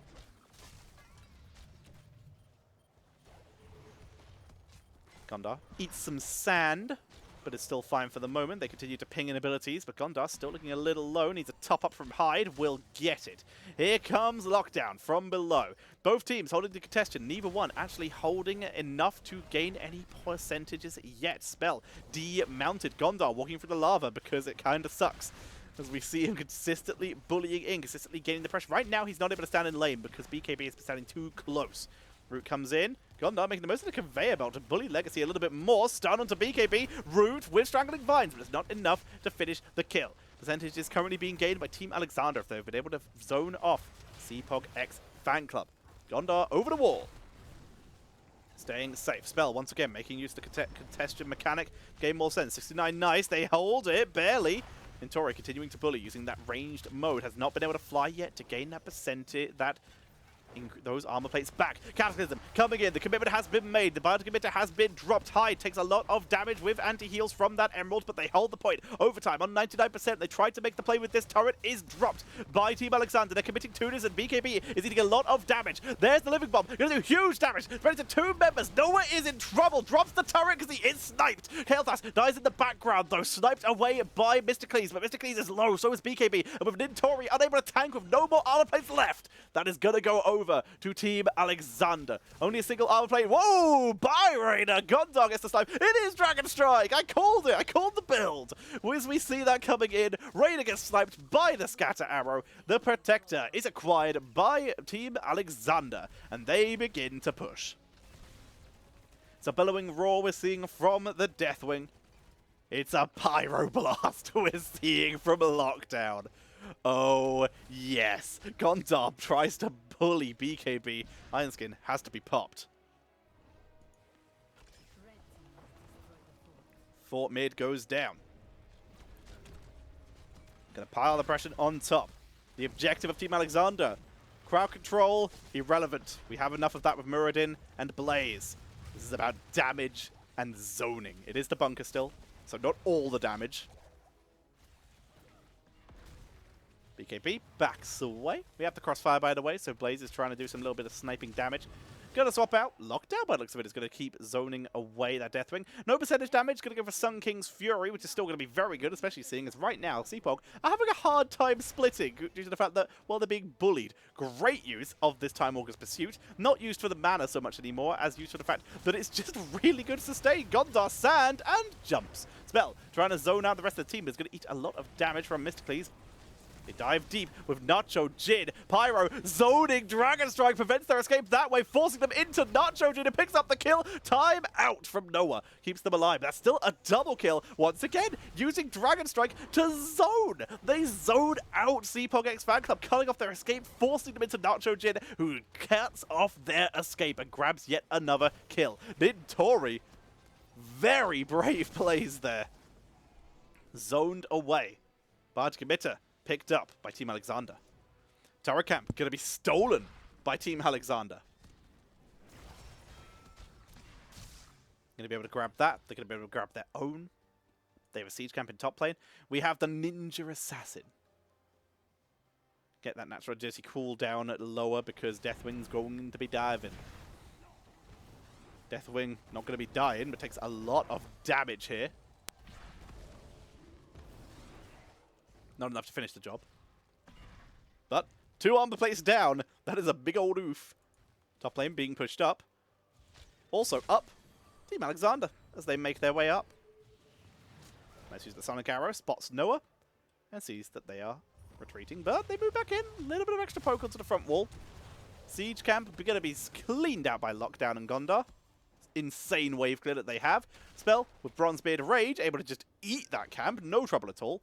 And Nacho Jin has bullied another armor plate off of Nintori. Nintori really struggling right now. He's forced to fly. Here comes the gank attempt. Conveyor belt escape by Nacho Jin. Makes their way to the team. Will live. Spell. Are they going to dive? Are they diving Noah? They dive. They don't land it. Noah, too fast. Out of there. Not going to get caught out this time. The reaction speed. Big sand onto Gondar. Dragon Breath doing too much damage. Nacho Jin trying to put some pressure on from below. Stun onto Mysticles. Bunker is dropped. Spell might have to get in as well, but stay on and listen. There's the cleanse. Followed up. The Dragon Strike comes forward. Legacy caught in it. Caught even by the Gravity Lapse and is sniped away. It is a 1-for-1 right now as Spell tries to turn on to BKB. Cataclysm used, and that is going to allow Deathwing to escape. Nintori takes a little bit of damage, but no one else will fall. Gondar, despite his best efforts, attempts to look for one, but cannot find it. The bullying right now. Piling pressure onto Nintori. Very nicely done for that setup. Other level 13 talents, the Fire and the Fury. Rooted and slowed and stunned enemies 30% increased damage. And half a second cooldown reduction onto Deathwing's basic abilities. Hide just eats the Mysticles damage. Molten Breath does not come out. Lockdown will be sniped, though. Penetrating round is good. Can Gondar get the counter kill? Can he get 2? There's the Living Bomb. Good heal. Legacy saves the day, but not enough to save Noah. As Gondar chased deep. Gondar will be punished for that one, though. Did go a little bit too greedy himself. Nintori chasing down Hyde. Are they finally getting some points on the board? Hyde is down. And finally, CPogX take a fight that they are able to win convincingly. With 16 talents hit, Giant Slayer is on the board, no piercing arrows. In the meantime, Spell's just kind of winning this. The smart thing to do, though, might be to get it to 99% and then leave and wait for his team to come back where they can try and contest it. And that's exactly what he does. 99%, backs up, gonna wait for the team. In the meantime, Nacho Jin gets yet another turret camp. 16 just around the corner. Jake's account, thank you for the 100 bits. About to committer. Being picked up, Spell says hello. Or was he going for it? He got it! Double Stormbolt says yoink, and Spell gonna be stealing the biotic emitter. What a cheeky lad. That's gonna be a triple item play coming in from Team Alexander. 38% to 99. Even talents. All heroics up. This is Team Alexander's to raid now. They have a huge item lead. It's 3-0. They're gonna make their way up. No one gets stunned. Blaze a little late. Looks like they're just trying to get a little bit more XP and try and get some pressure onto the mid lane. Although Spell is already on the point. Blaze is not there yet. It's level 16 to level 16. They're going to make their way. Remember, we do have Ignite now for Lockdown, so we're going to be seeing a lot of that stun onto Lockdown. 88, 89. Spell has to get on that point.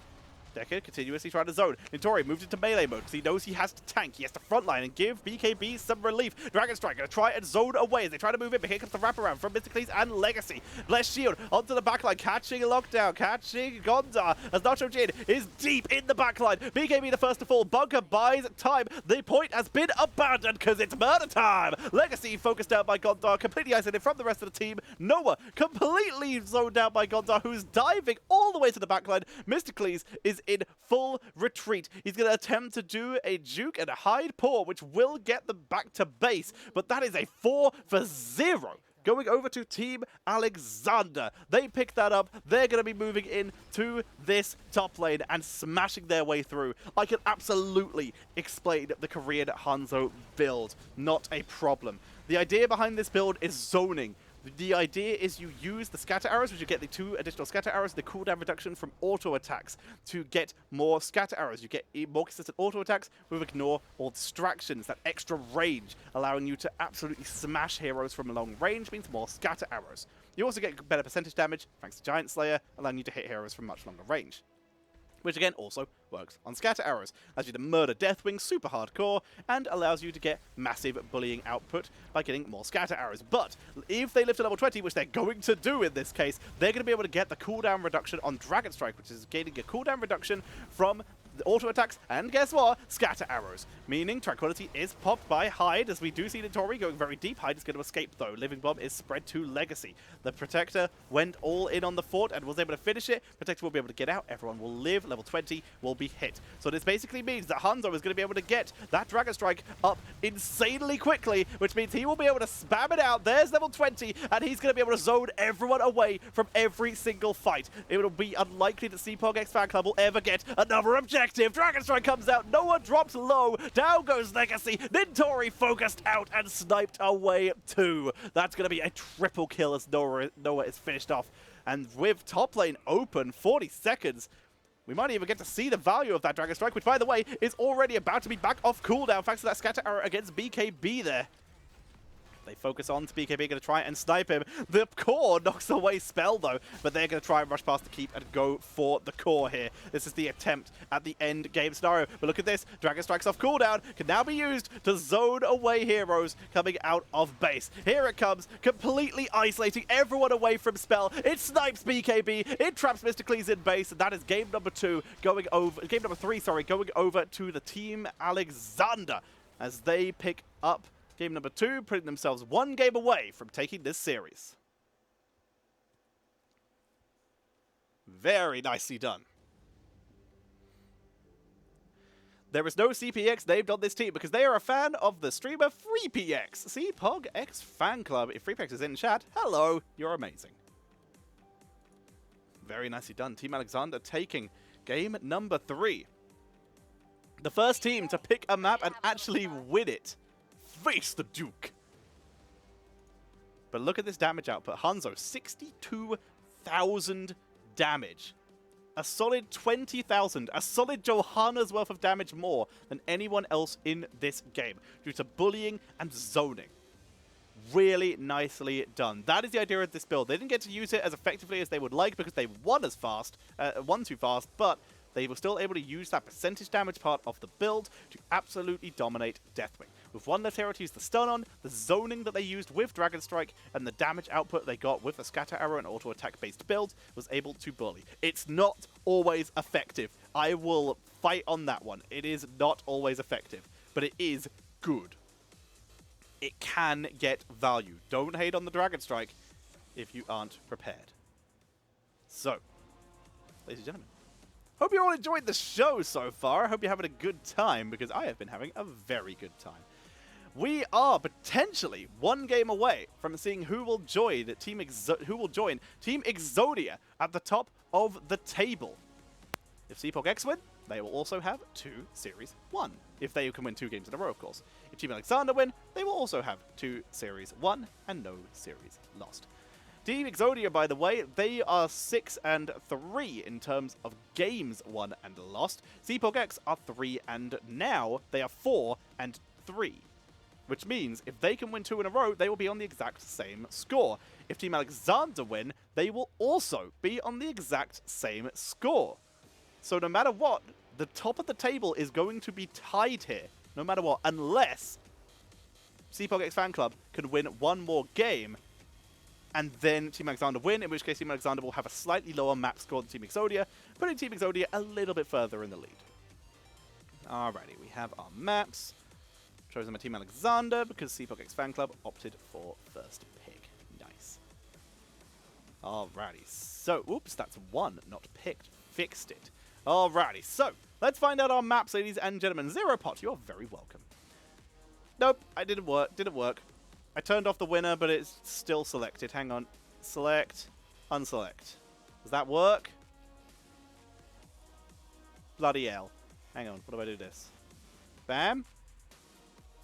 Nope, that just changes it. You? Okay, what if I just unselect the map? I can't do that.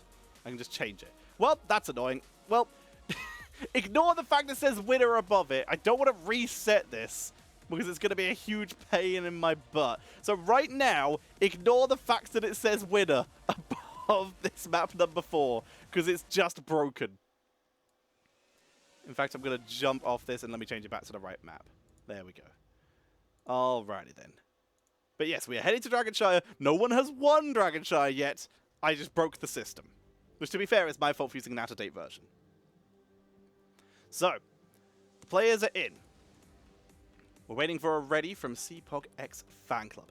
Ladies and gentlemen, if you are enjoying the show today, please be sure to support the players by hitting !Matcherino in chat and donating to said Matcherino, meaning that you can support the prize pool for Storm Division and as such encourage the players to give it their absolute best to allow them to focus more because the prize pool will be increased and they can put maximum effort into putting on the best performance they can. Feels good.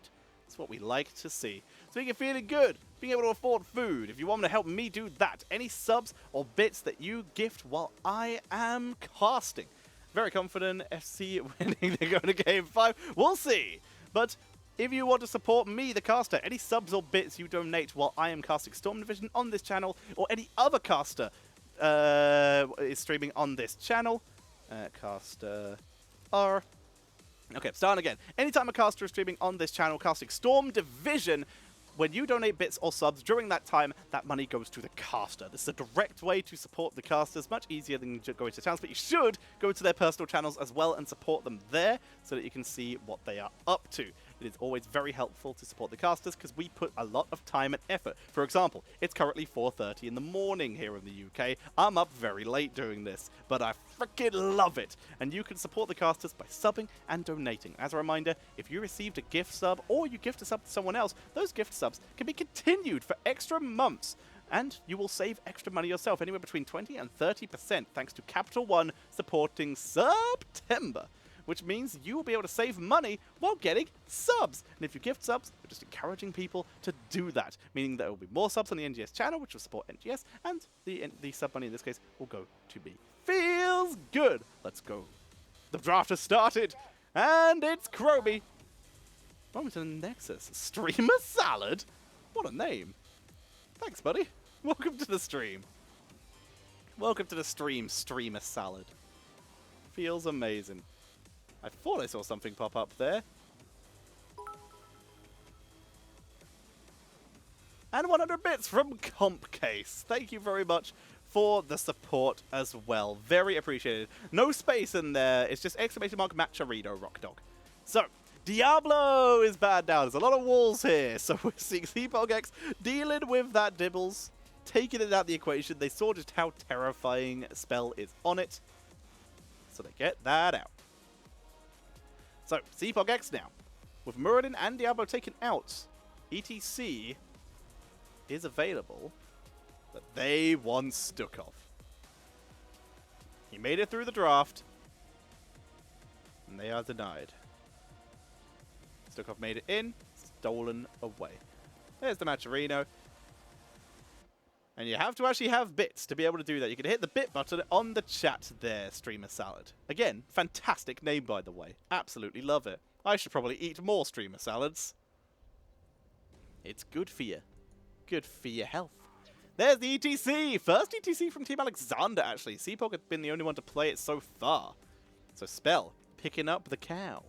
And JUNKRAT goes over to lockdown again. Again, it was banned out last time by CPogX. Ooh, it's STUKOV Tracer coming in for CPogX Fanclub.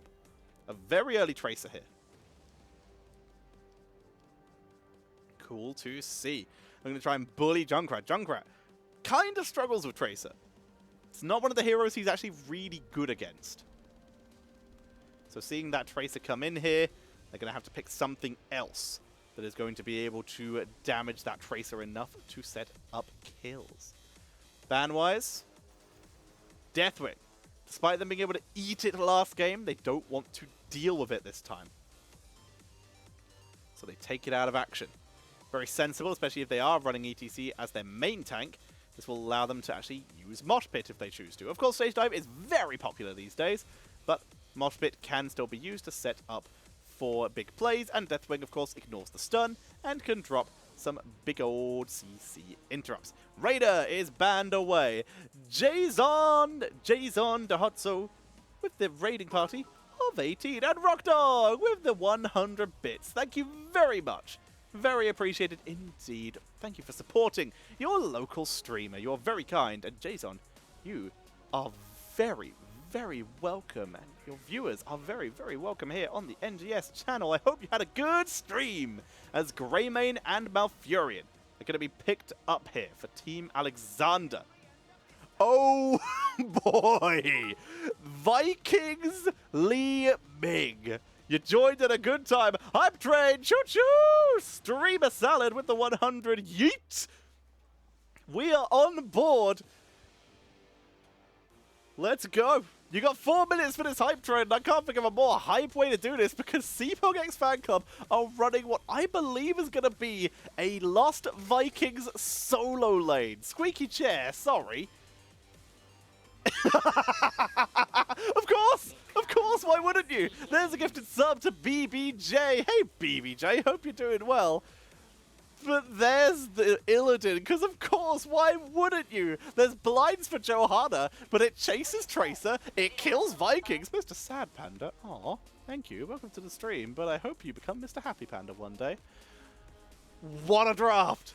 What a draft in what could be the last game, or will the CPogX Fanclub Vikings offlane, maybe, be able to emerge victorious? We're at 50% of the hype train. Welcome to the stream, everybody. If you're enjoying the show and are ready for me to lose my mind in how crazy this game will be sure to drop bits and subscriptions to support your local streamer. Oh, let's go. Let us go. Ladies and gentlemen, it is time. On the right-hand side, one game away from taking this best-of-5 series. It is Team Alexander. Playing for them, Spell is going to be playing the ETC Nacho Jin on the Junkrat. Not Gazlo yet, not leave it allowed yet. It's going to be Hyde on the Malfurion, Lockdown on the Illidan, and Gondar playing the Greymane. And on the left-hand side, it is CPogX Fanclub with BKB on the Johanna, Legacy on the Stukov, Noah going to be playing the Tracer. We have Mr. Cleese on that Lee Mig. BKB is going to be chased out. We're going to watch this for a second. Iron Skin is good. They chase deep. And there's the Medallion as well. Both unstoppable force to be used. And currently, in mid, top, and proxying the lane, proxying the fountain, is going to be Nintori playing the Lost Vikings. 2.5 minutes left to complete that level 1 hype trade, everybody. Let's go. Choo-choo. It's time for an insane series. What could be the final game, or show your hype, show your appreciation for CPogX Fanclub to try and get them back into this game. Noah is in Austria right now. Noah, recall and goodbye. Noah is sniped. That is first blood. Team Alexander picked that up. The fountain was sniped, which is going to be bad for Lockdown, but luckily, Lockdown has massive health regen due to the fact he can auto everything, like these Vikings and the minion wave. They're going to smash their way through this. In the meantime, soak-wise, the Vikings are everywhere. They've got the double Viking top lane. They've had to fountain for this. And Balog, the fastest Viking wave clear, is able to clear out the lanes to set up for the team. Nacho Jin starts on the Siege Giant. Mr. Sad Panda, thank you for the 100 bits. We're at 56%. Good job, everyone. 1.5 minutes left.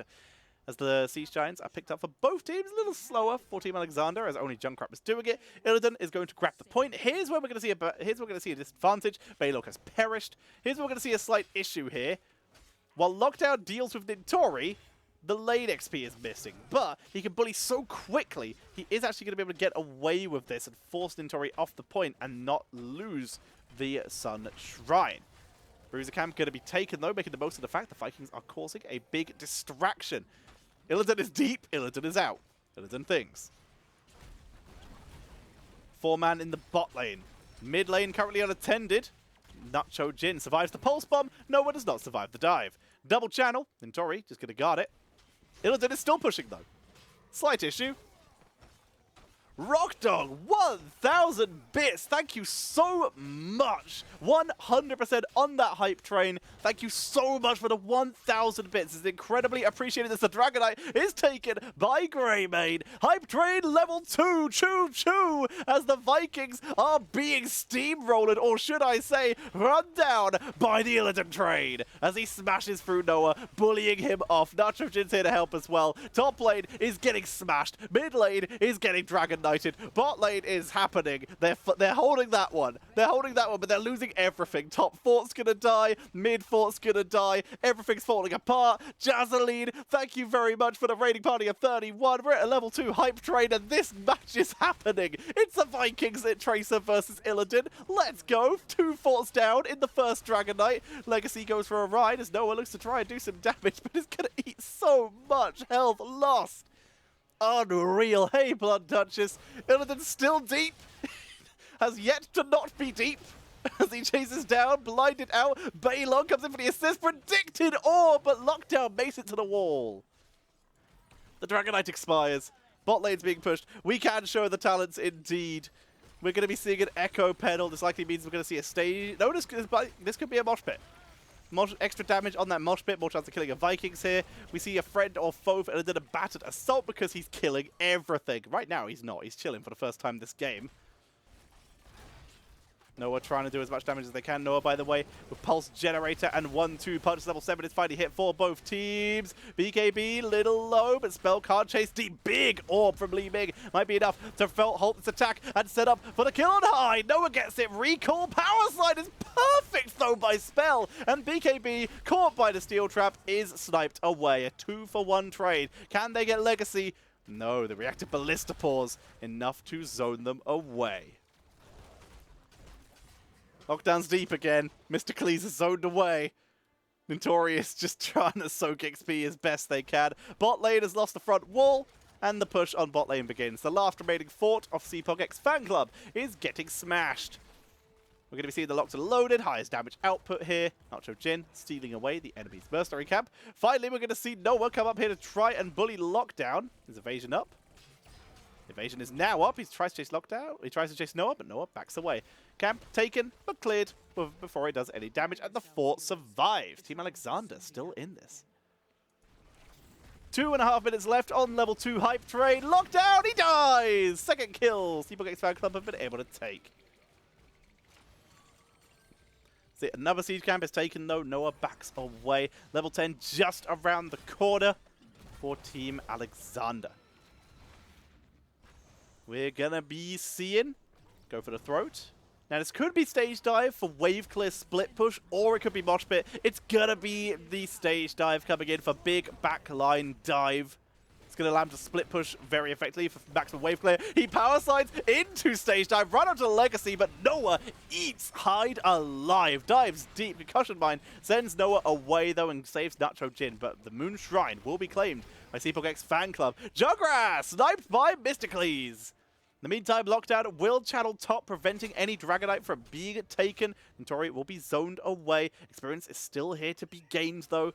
As Nintori, we're starting to see this experience build up. Noah in trouble. Good lurking arm. That's the kill on to Greymane. And we're starting to see CPogX pick up exactly what they want. And that is soaking lanes with Vikings and picking up kills. They're doing a really good job. They're starting to snowball this in favor. They're trying to get the double channel, but Lockdown won't let it happen. Interesting talents, by the way. We do see the Metamorphosis, which with Vikings is going to give him a lot of health. And Rocket Ride! Yay! Going to be coming in, and that's the Longboat Raid for the Vikings. Illidan has to use Metamorphosis to escape the roaming gank death squad. Baylog becomes a very small death squad of his own, and no play again for him. He has to take the full respawn time. Camp being taken by Team Alexander. They're now trying to avoid ganks, but they're keeping the rotations up, preventing Dragonite from being taken as best they can. Right to the steel trap. Nacho Jin gets away. Nicely done. Very good zoning there, but Nacho Jin, but that's a big roam onto bot lane. Nacho Jin trying to buy time. Trying to buy time for Lockdown, but Lockdown cannot get to the point right now. He's got no unbound, meaning this is about to be a double channel. Lockdown makes his way up, but Eric's already on the point. Will he get this? Yes, he will. Lockdown a little bit too slow onto the point. Thank you for the level 1 hype trade, everybody. Thank you for completing that. You are all amazing. Spell. Looking for his angle onto BKB. Not able to find it for the moment. Noah continuing to pile on the pressure. Dragonite pressures onto mid lane. The pressure back and forth. Quick Nature's Cure. It's enough to finish off the Grey Mane there. Nicely done. The Pulse Bomb is good. Hyde with the great attempted cleanse, but Gondar is sniped away. Nacho Jin tries to zone away. Tries to deal with the Dragonite. It's a lot of damage. Whee! He's gone. Illidan's still pushing, by the way. He's got a bruise cap, but no one's dealing with this. Olaf, well known for not having good wave clear, is in trouble.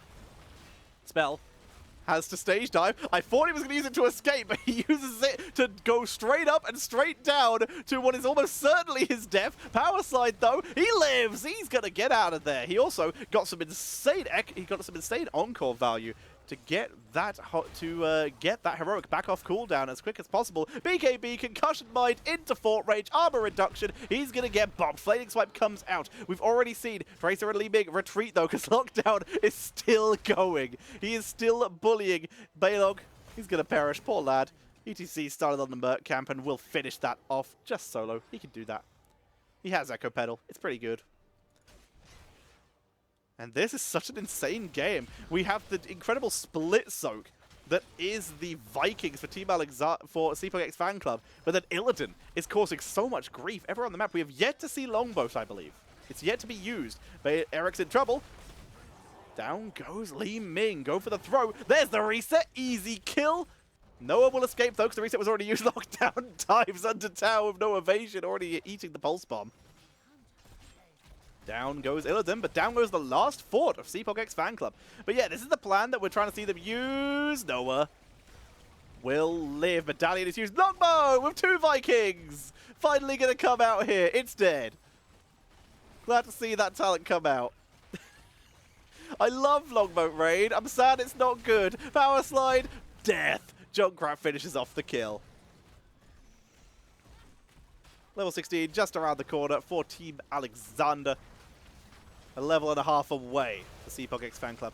Keep not going to die in this push unless they pick up a couple more kills. Iron Skin used by BKB keeps them alive. Looking Arm continuously annoying. Steel Trap onto Nintori. Yeah, the 2-man Viking Longboat, unfortunately not enough here. Lockdown going to just set up, and they're just going to try and get themselves a very quick Dragonite. Balog not in position to zone this. No one's in position to zone this. They're just going to try and grab themselves a Bruiser Camp, and the Dragonite is once again claimed by Team Alexander. And they're bringing it to the Bruiser Camp. Oh my! Have you ever seen a Dragonite camp invade? Because here it is, and he's going to try and cap it. The Vikings on the point, battered assault, just got so much value, and the Dragonite steals the camp. Bless Shield onto the backline. Stage dive even deeper though. Tracer recalling into the Dragonite spell with the face melt, trying to set up, trying to zone out Legacy. The Fire Breath, Illidan's team, they can't charge it. Metamorphosis, and Lockdown picks up the kill. Does he have evasion? No, he doesn't. He's sniped away by Tracer. That's a 1-for-1 here with Illidan dying for STUKOV, but that removes all the healing. Knockback onto Eric, not the best target here. BKB is focused down and body blocked by the Dragonite. Down he goes. Gondar pops into existence and eats the pain. No, no rocket ride here. Ooh, outplay Mysticles, but not enough. Gondar lives on 60 health. Almost an outplay, but it wasn't enough here, as Gondar is still alive and still causing pain. They have all 3 Vikings. They could Longboat here. They're bringing the pain. Here comes the Longboat all aboard. Look at that value. Look at it go. I really do love this talent. I wish it was better. Get them, lads. Yeah. Show them minions. Got them. You killed half a minion wave with it. Good job. I feel so bad. I love that talent so much. I really hope they find value of it before the end of the game. We have the Larger in Charge, big stun talents for the Vikings, the Mirror Ball, maximum damage output, or more consistent damage output here. I really wish that talent was good. Lockdown coming in spell, focusing this down. Stage dive. onto the bush, finds Legacy. In the meantime, Noah dives deep, Pulse Bomb onto Nitrogen, and Hyde gets both. This is a big choke point, and they're trying to make the most of it. Lockdown dives deep, Rocket Ride onto the minion wave. As Gondar goes deep onto Notori, does not find the reset. Noah's going to bully him out, go for the throw to escape here. Down goes Eric. They try to dive deep. Lockdown is trading back and forth, but he's being chased down by Mr. Cleese and Noah. Spell zoning out. Largely in charge stuns him. There's the big dive with the virulent reaction onto Hyde. Malfurion is taken out. Beautiful power slide by Spell. That's enough to finish off Noah. Stage dive only finds Nintori, but there's the largely in charge kill onto Illidan. Lockdown is down. Spell is in trouble. They might lose this fight. Another great power slide. Balog is taken out. There's one Viking, 3 heroes left, but that's enough. It's a 4v3. It's a 3 and a third v3. As we do head in. Longbow 20, I hope so. That's the thing that might make this worth. That damage output could be enough to make that talent worth. That could be what saves CPogX here. We'll have to see. They're going for the double cap, but they will be denied the numbers advantage. This time in favor of CPogX Fanclub. And they're able to deny the Dragon Knight. Illidan. Blades of Azinov. A little bit of extra damage here. His top lane's still being bullied. Noah's not going to deal with it. Not his problem. Spell is absolutely surrounded. Bless shield. Focus. Virulent reaction. Bye. I don't know what to tell you there. Good job. Rip Eric. Even a time trap, even a steel trap used there by Nitrogen to guarantee that kill. It's going to be a trade. An Eric for an ETC. Not entirely sure that's worth, as level 20 is hit. Keep goes down in top lane. Balog unable to save it. Camp stolen by the side of CPogX Fanclub. Go for the throat. Already used. Noah is very low. We did see the Metamorphosis come in, and Lockdown focused out and taken out, as well as JUNKRAT. That's a double kill going over to CPogX Fanclub as they keep pushing. They hit 20 as well. We're going to be seeing the Serenity, the demonic form unleashed. Dragon Knight taken by CPog. They're moving bot lane. Vikings are coming back. They can bring the boat. It's the Ragnarok and roll. It's the upgraded stage dive. This game might end after this team fight. If they can bring bait, if they can get Eric across the map quickly, they might be able to do this. They've gone for Eric the Swift.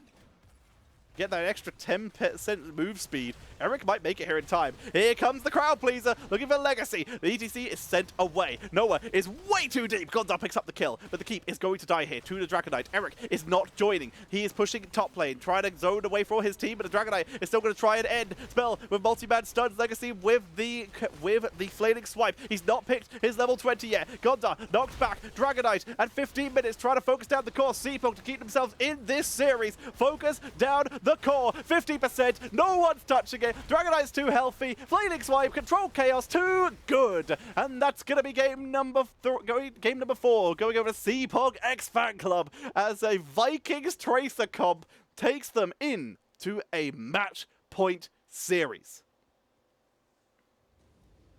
What a series this is turning out to be! Feels amazing, man. CPogX Fanclub. We didn't get to see the Ragnarok and roll. I'm so tilted. I'm so sad. Man, I really, really wanted to see that. Nuts. Oh, well. Oh, well. No Ragnarok and roll value this time. We don't get to see it. Disappointed. Oh, man. But yes, the insane play with the Vikings. Let's have a look at the experience numbers here, actually. 19,000 to JUNKRAT's 11,000. Illidan, despite split pushing all game, was actually only able to get 2 kills and 5 assists compared to JUNKRAT's 4 and 8. As such, JUNKRAT topped the XP. C even topped the siege damage. Greymane getting more than the Illidan. The Illidan, in this case, the kills were good, the pressure was good, but it didn't actually do enough to turn that in their favor. The Vikings, able to keep them in that game XP-wise, and then the split pressure on the map, having that body in mid lane all the time, allowing them to grab that Dragon Knight so quickly. Impressive. Just impressive. I'm a shooky boy. That was awesome. Feels good. we're going to be getting ready for a game number 5, team. Feels good. Feels amazing. Hey, weary day. No, it ain't. There is a 30-second delay, though. For the sake of professional integrity. Do we have a lobby yet? No. But first pick has been opted for. Caster prediction was correct. Unintentional misclick by caster turned out to be correct. Feels good. Alrighty. So we're waiting for a lobby. All we know is that this will be picked. And I've clicked the right tick box this time by CPogX Fanclub. So let's actually have a look at the maps so that we can tell you exactly what's going to be happening here. So you can see the last map will be picked by CPogX. What maps will we have left? Ultrak is banned. BOE, Braxis are banned. Cursed and Dragon have been picked. Infernal has been banned. Tomb has been picked. And Volskaya has been picked. Leaving our map choices as Hanamura, Tower and Towers of Doom. These are our map choices now. And I will update this the second a lobby materializes that I can jump into. This will be the final map of this series to decide who will tie for first in terms of the table with Team Exodia. If CPogX Fanclub win, they will tie for first in terms of map score as well with Team Exodia. Whereas if if Team Alexander win, they will actually be behind Team Exodia in terms of map score, but even in terms of series score, due to the fact that they only won their series in a 3-2 against VGM, compared to CPogX Fanclub winning their series in a 3-1 against the other Koreans. No lobby to materialize yet, ladies and gentlemen. But I promise you, we will be getting in as soon as possible. If the teams wanted to break, they sure as hell didn't tell me. But that's fine. They've been playing for a while. We will give them the leeway here. Tetcher leaking the script. Oh dear. Oh dear. I appear to have been rumbled. Not ready. We have a lobby. I see it. I see a lobby. Lockdown's in a lobby. What is it? That's it. Ladies and gentlemen, as if it was a surprise, between Hanamura and Towers of Doom, we're heading to Towers of Doom. First picked, or sorry, map picked by CPogX Fanclub. The decision has been made. This series will come to an end here. Mistake, says Nacho Jin. Why a mistake? What's happened here? I'm confused. Someone in the chat just said mistake.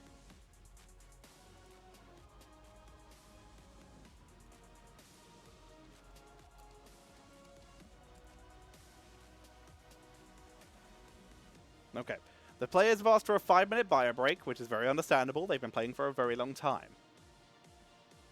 Because of that, I think it's very sensible that we do the same. We head for a quick bio break, and when we come back, it will be time. Let me put a 4-minute break on.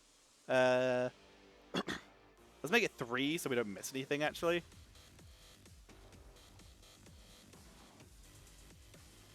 Okay. So, when we come back, ladies and gentlemen, we will be jumping into game number 3. Feels good. Oh. So, this might not be the right map. We'll have to see. Either way, we're going to head to a quick break. When we come back, it will be game number 5 of this best of 5 series. Ladies and gentlemen, we're heading to the break. Don't go anywhere. If you enjoyed the show, once again, be sure to drop a sub or bit donation and support the prize pool by hitting !match arena. Be right back with the conclusion of this series.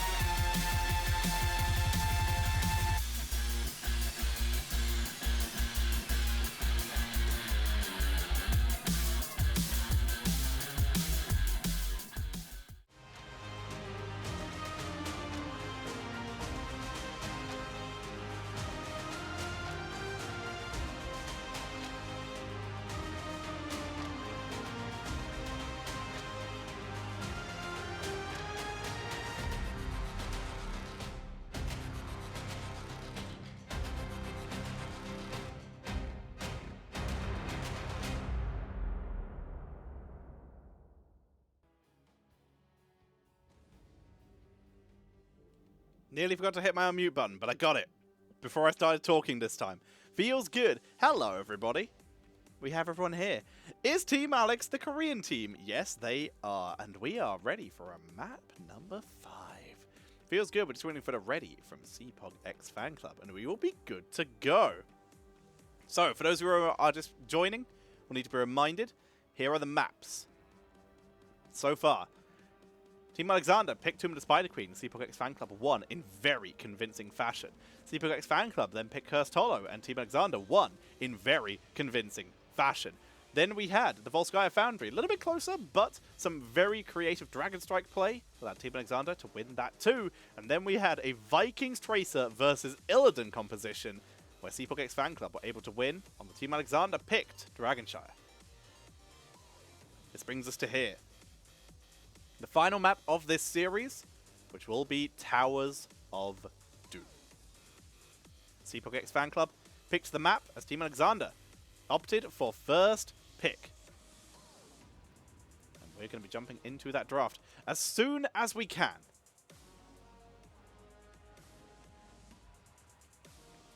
Once again, we're just waiting for the CPog ready. Because we already have the Team Alexander ready. We are ready and good to go. Feels good. Towers of Doom, of course. Very heavy on interrupts from range, so JUNKRAT and Chromie, who have been very popular throughout this entire series, in terms of the bans at least, will likely gain very high priority again. I have just realized that this was the wrong shirt to wear today, but I like it, so it's staying. That, or I get banned from TOS. We'll get the NGS channel banned from TOS. Bad plan. Not going to do that. So, we still have to wait for CPogX Fanclub, and then we'll be good to go. A reminder that the winner of this will move into tied first place in terms of series victories, 2-0, which will be the same as Team Exodia. This is the second time that Team Alexander have been in this position in a game number 5 in 2 weeks. So far, they have only played 5-game series. It's been pretty fun to see. They're certainly having a good time. Feels good, man. It's very entertaining. Absolutely love it. Okay. So, why is this not working as well? I don't know why the... See, there's a follow. Sometimes the alerts show up and sometimes they don't. I'm very confused. But... oh well, what are we going to do? Okay, yep, we got a re-R from Nacho Jin reminding CPogX that they were waiting on 1. Okay, so they're waiting on 1 and we'll be good to go. Okay, yeah, they're in the bathroom. Feels good. In the meantime, I'm gonna sell out for a bit. It should actually just be please, please bring it back. Please bring back money. Ladies and gentlemen, if you're enjoying what NGS are doing, not just in Storm Division, but also running incredible amateur leagues for every level of skill. They have divisions from E all the way up to A and then beyond to Heroic and, of course, Storm Division. This requires admins, moderators, content creators, and some wonderful people to make a website and keep it from exploding. It's a lot of work. A lot of very hard work put in by some wonderful volunteers. And some of that, though, some of that upkeep does require a little bit of money. And you can support that by going to the Nexus Gaming Series Patreon and supporting that Patreon by becoming a patron. Is that what I'm saying? Patron? Grim patron. Everybody, support NGS on Patreon. And by doing so, you can allow them to keep that website up and running, support some of the content they make around their stuff, and keep those moderators working and the admins working so they can focus on making the best league possible. What you can also do is support the prize pool. Don't make me a liar, Twitch chat. I have said that before the end of the season, we will get up to $2,000 on Match Arena. We are at $1,254 at the moment. I believe we can hit it by week 4, by the end of week 4. But the overall goal is by the end of the season. And so far, I have never been proved wrong when I have predicted how much money Twitch chat can raise for charity or prize pools. I've always been correct. And I want that to keep happening because I trust Twitch chat and they never let me down, and they usually exceed my expectations, because there are very few things in this world more powerful than Twitch chat, because they really do kick ass. They beat the US Army, for God's sake! Oh, that's a joke that might not fly, but it's fine, it's done. We didn't say anything about it, but they are incredible. Twitch chat is almost always so supportive and insanely cause for good. Wow, I forgot to talk there. That we appreciate you so much as creators, casters, and everything else. And I believe that the fans of Heroes of the Storm and the fans of North American Heroes of the Storm will get that prize pool up to 2,000 to support the players for putting on such incredible games. Again, I have yet to cast a Storm Division game that isn't 5 games. That's how crazy this is. That's how insane this league is. You can support that by heading to Match Arena. If you want to support my voice, who is getting absolutely blasted, and me being able to afford to keep eating and keep allowing me to keep these casters going, giving you a good time, then what you can do is you can support me, Tetcher. Did I forget my own name there for a second? No one can say. But you can support me by dropping bits and subscriptions while I am casting Storm Division. When you drop bits or subscriptions to the Nexus Gaming Series channel while Storm Division games are happening, what happens is those bits and subscriptions go to the caster, which is incredibly generous and allows us to actually stream on this channel without losing money, which we would have had to do otherwise. So Nexus Gaming Series giving us a very good deal there, being very helpful and very kind. And of course, if you like me, donate subs and bits when I'm streaming. But if you're a Jinxie fan, if you're perhaps a fan of Lionhouse, Aero, Murder, any of those amazing casters. There's so many casters who do NGS so incredibly. Baha, perhaps. I don't know if he's cast a Storm Division game yet. We'll have to see. But if you like them, then make sure you sub and donate bits during their Storm Division cast, because again, that goes to them. And in fact, I can tell you your bloody schedule, so you know when the people will be on, so you can choose exactly when to donate. Not sure I'm supposed to be saying this, but I am, because I'm a rebel.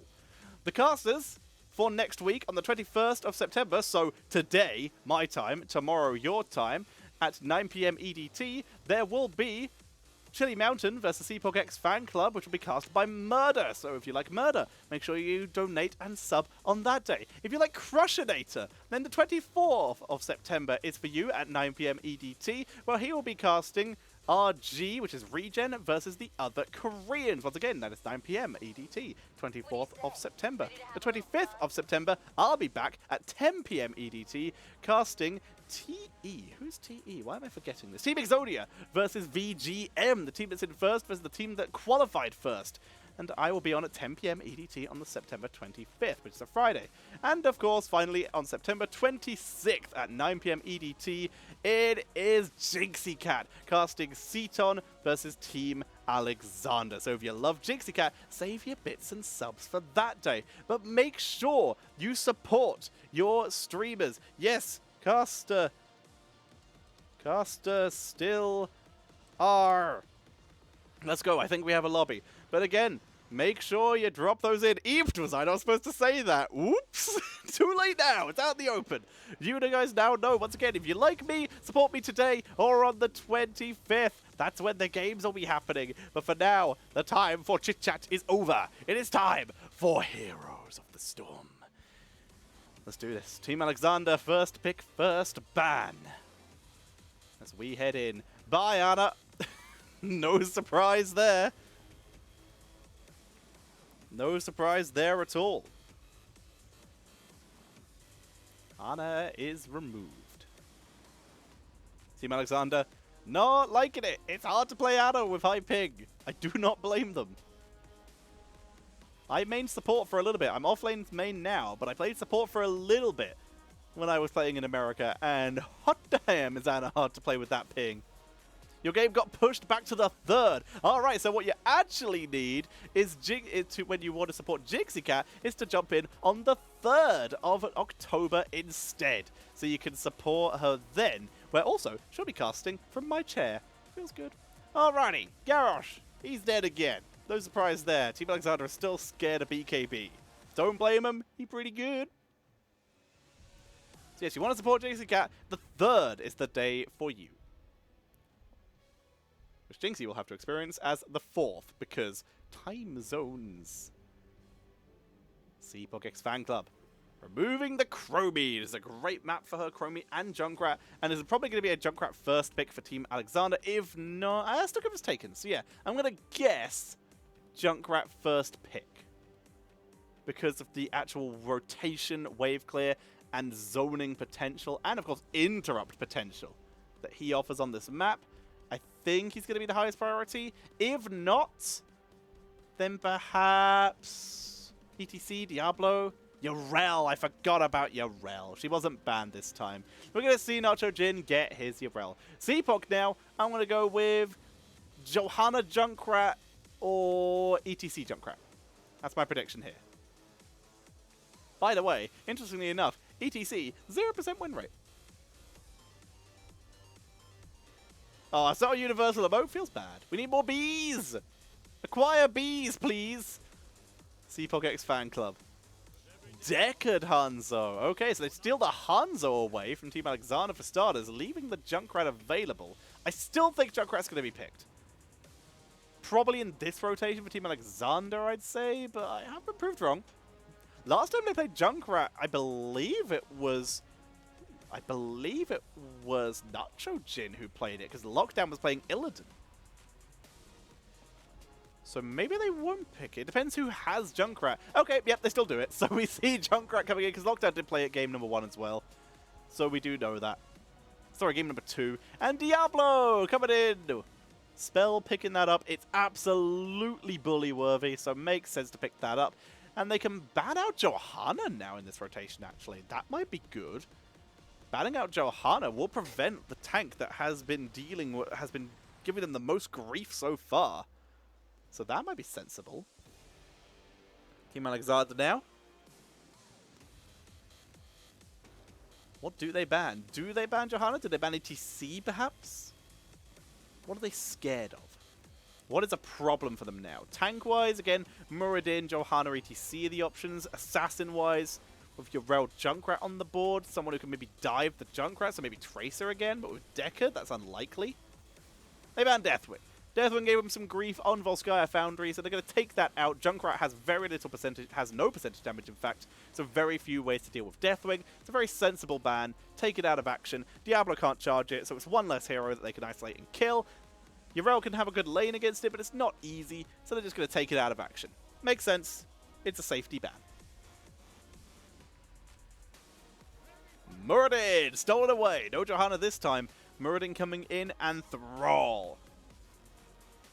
Spam the Krog for CPog. Nice. Only works with an American accent, because if you say it in an English accent, it is spam the Krog for CPog. That doesn't work as well. Muradin! And Thrall, as we said, Thrall percentage damage going to be good against Diablo. If they go for it, they might go for that cheeky little, Echo of the Elements here for spam poke with and maximum sustain. Cassia comes out again with Hanzo, Muradin, Thrall. That is going to be brutal here. It's a good second damage dealer to make up for stuff that Junkrat lacks, aka some good kill potential. And Rhaegar making this maybe a Bloodlust comp with auto attack Diablo, which is what TTSSD goes for all the time. Okay, spell, sorry. It's back! It's back! They're doing it again! It's Vikings round 2, baby! And they were not prepared this time. No Illidan. No Illidan this time. It's another fantastic Vikings map. Junkrat rotation. Going to be a huge deal here. Cassia going to be able to get some insane damage output with huge DPS in this game. Diablo, plenty of heroes to kill to gain souls, but they are not ready for that. Britain isn't real. Britain's a conspiracy. They are not as prepared for this game as they were last game, but Junkrat's double soaking wave clear is going to be a big deal. That might help them out a lot.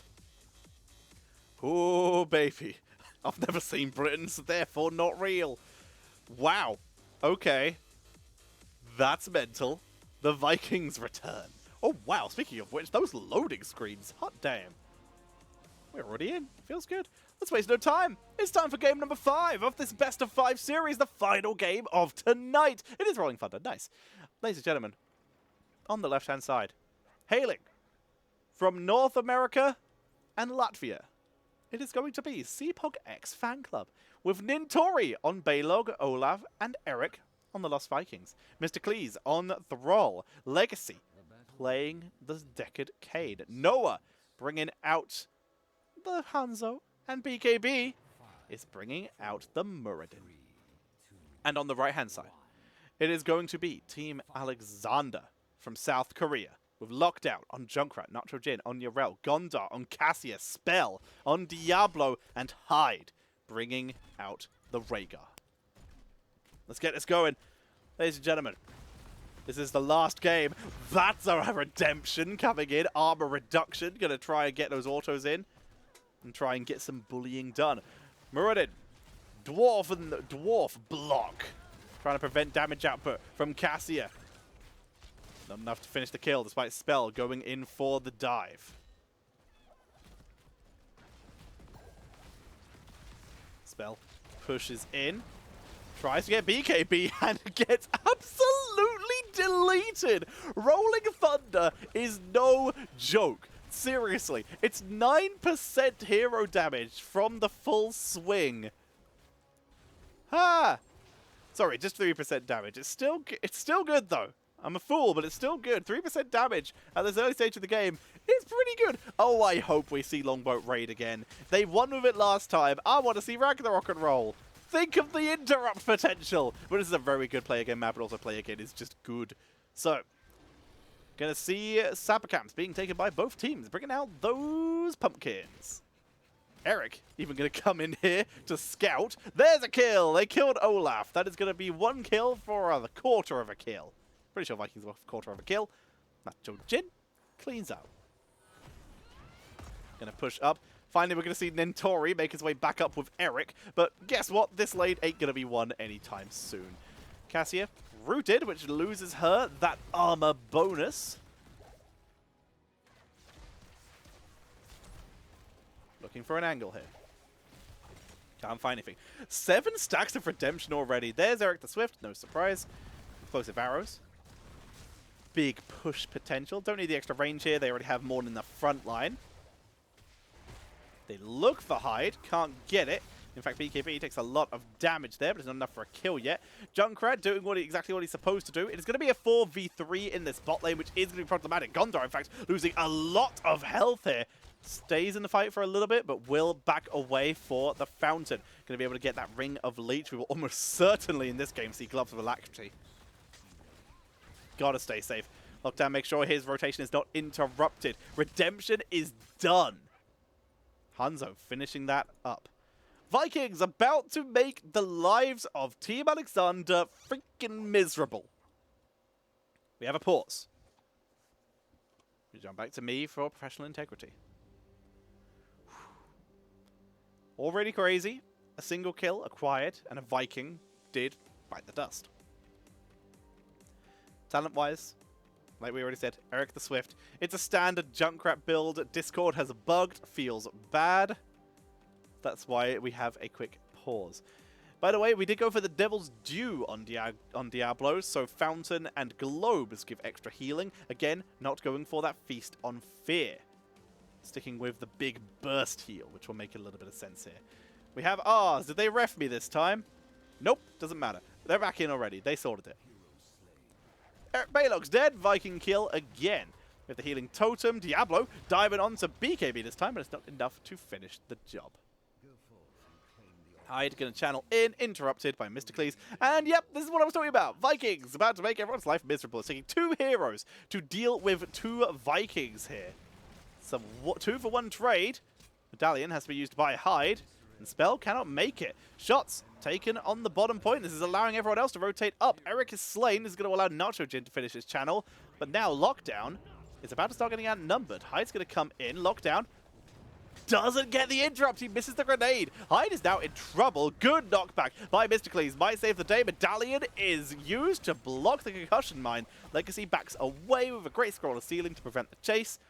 It's a 2-for-1 trade going over to CPogX Fanclub, making the most of the Vikings. In the meantime, top lane is absolutely ruined. Having a bad day, and that's just going to get worse as the game goes on. Level 7. Cleanse, we once again see the Grounding Rod, cool to see, and Diabolical Momentum. The Scouting BKB says hello. Scroll of Ceiling does not land on high, despite it getting very close. Gondar is... Whoa! Whoa! It keeps going! No one goes down! Lol, indeed! They're chasing down Mr. Cannot get him, though. BKB leaps over the wall to escape. Hyde gets the kill! And Legacy, Concussion Mine, sends him to freedom. They're going to try and get BKB. They can't get the overpower, though. And BKB gets out. Ooh, clip that, please. As we see Yrel has already taken some damage off of top bell tower as well. Fend is one of my favorite abilities in the game, along with Varian's Charge. Feels good. We have Emerald at level 7. It's a skull cracker, baby. More stuns helping deal with that Diablo. And trying to hold Gondar still to lose that armor from the avoidance. It's going to be a spin to win. Combat Vikings. Let's go. Double Altar up in top lane. More Viking annoyance to be had. But we may see the rotation actually coming out of Team Alexander this time to assist with it. Nacho Jin bullies Balog. Not going to be enough for a kill. Again, Bell Tower up here. Already down to half health. And this will keep getting worse. Eric looking to channel. And they're actually just going to trade 1-for-1 this time by the looks of it. No one's interrupting. BKB thinking they would do the same thing and send Junkrat. Finds nothing. And in fact, we're just going to see camp. It ends up being a simple 4-for-4, keeping the lead in the hands of CPogX. Root comes out. And Sappers. Yrel kills Balog. One Sapper explodes on a gate that had no health. Unlucky. Valkyrie finds Hanzo. Oh boy! He never stood a chance. That was brutal. Feels bad. There's Bloodlust. Was not popped. Everything freaking else was.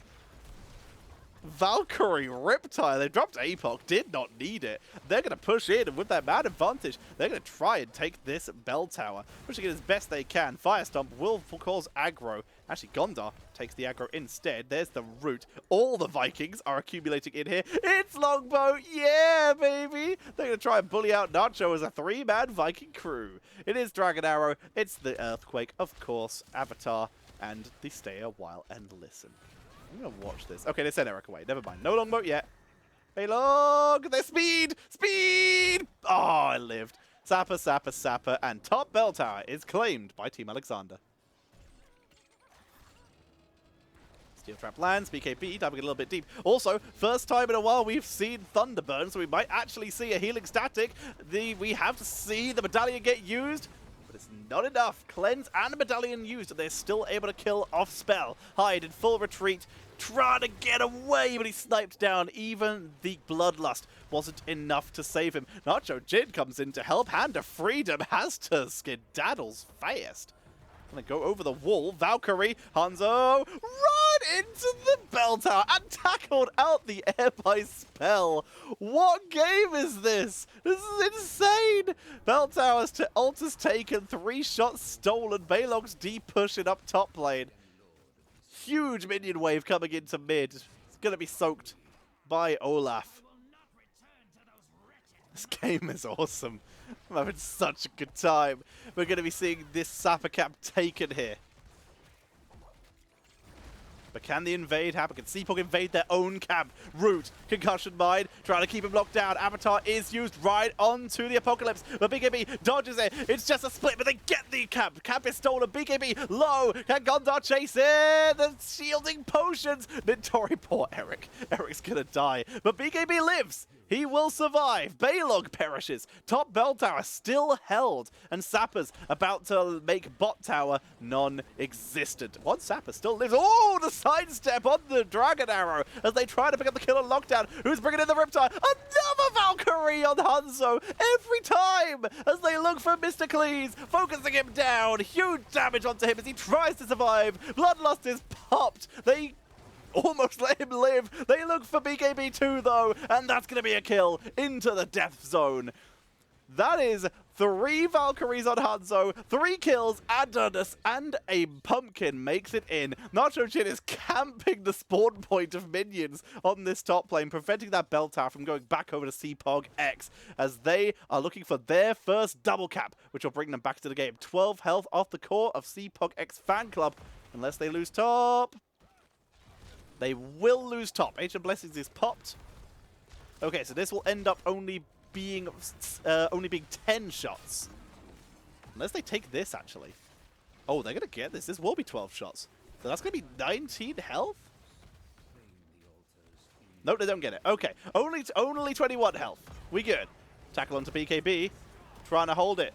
First shots. Hide. Gets it. BKB doesn't interrupt in time. Valkyrie finds Thrall this time, but Earthquake is keeping Mr. Clean's alive as he begins to turn it. The Vikings, the Longboat. It's bullying Spell this time. Spell is out of the fight. Thanks to the Longboat damage, it is bullying this front line. The damage is huge. Gondar is sniped. And we are seeing CPog taking the kill here, but we already see Deckard is out. They've lost the shots. They do get out of this trading 1-for-1, but that was finally Viking value. We have Nordic attack squad as well, so percentage damage for the Vikings. Spell is about to have a bad game. But Bell Tower needs to be claimed, though. They need to turn this around. They brought the Vikings. They brought the Thrall. Sorry, they brought the Viking. Spell. Here to protect this. We can see Team Alexander have brought basically everyone they have alive, except for, of course, Yrel. To de-push this, Nacho Jin just putting on some pressure top lane. It is going to be another spread volley for JUNKRAT here. Earthgrass Totem. Nacho Jin gets another kill. It's going to be a martial law, more percentage damage. Spread volley is just bully. And domination. No overpower cooldown reduction. Gondar arrives to assist the team. Putting on a little bit of pressure here and there. Neither team able to get a foothold, but look at this area. Steel Trap, and Concussion Mine. Completely zoning everyone out. Another Steel Trap moves forward, in fact, Chattering Teeth. It's a triple altar. Yrel is going to finish mid lane, bringing them back up to 6 shots. Charge, BKB, stay a while, keeps BKB alive. Good escape. That's going to allow them to have everyone up except for Hanzo, who died again. Valkyrie on cooldown. Yep, guess how that happened. As we see a fight. We see the camp being started, but not going to be finished. Lockdown, channels bot. Nacho Jin interrupted by Nintori, but Nintori is just trying to buy time. Left, taken 2 shots. Feels bad. 12 health left, by the way. So this is going to be another 6, plus the core. With Eric dead, this is 100% a boss going over. That's going to be 2 health left.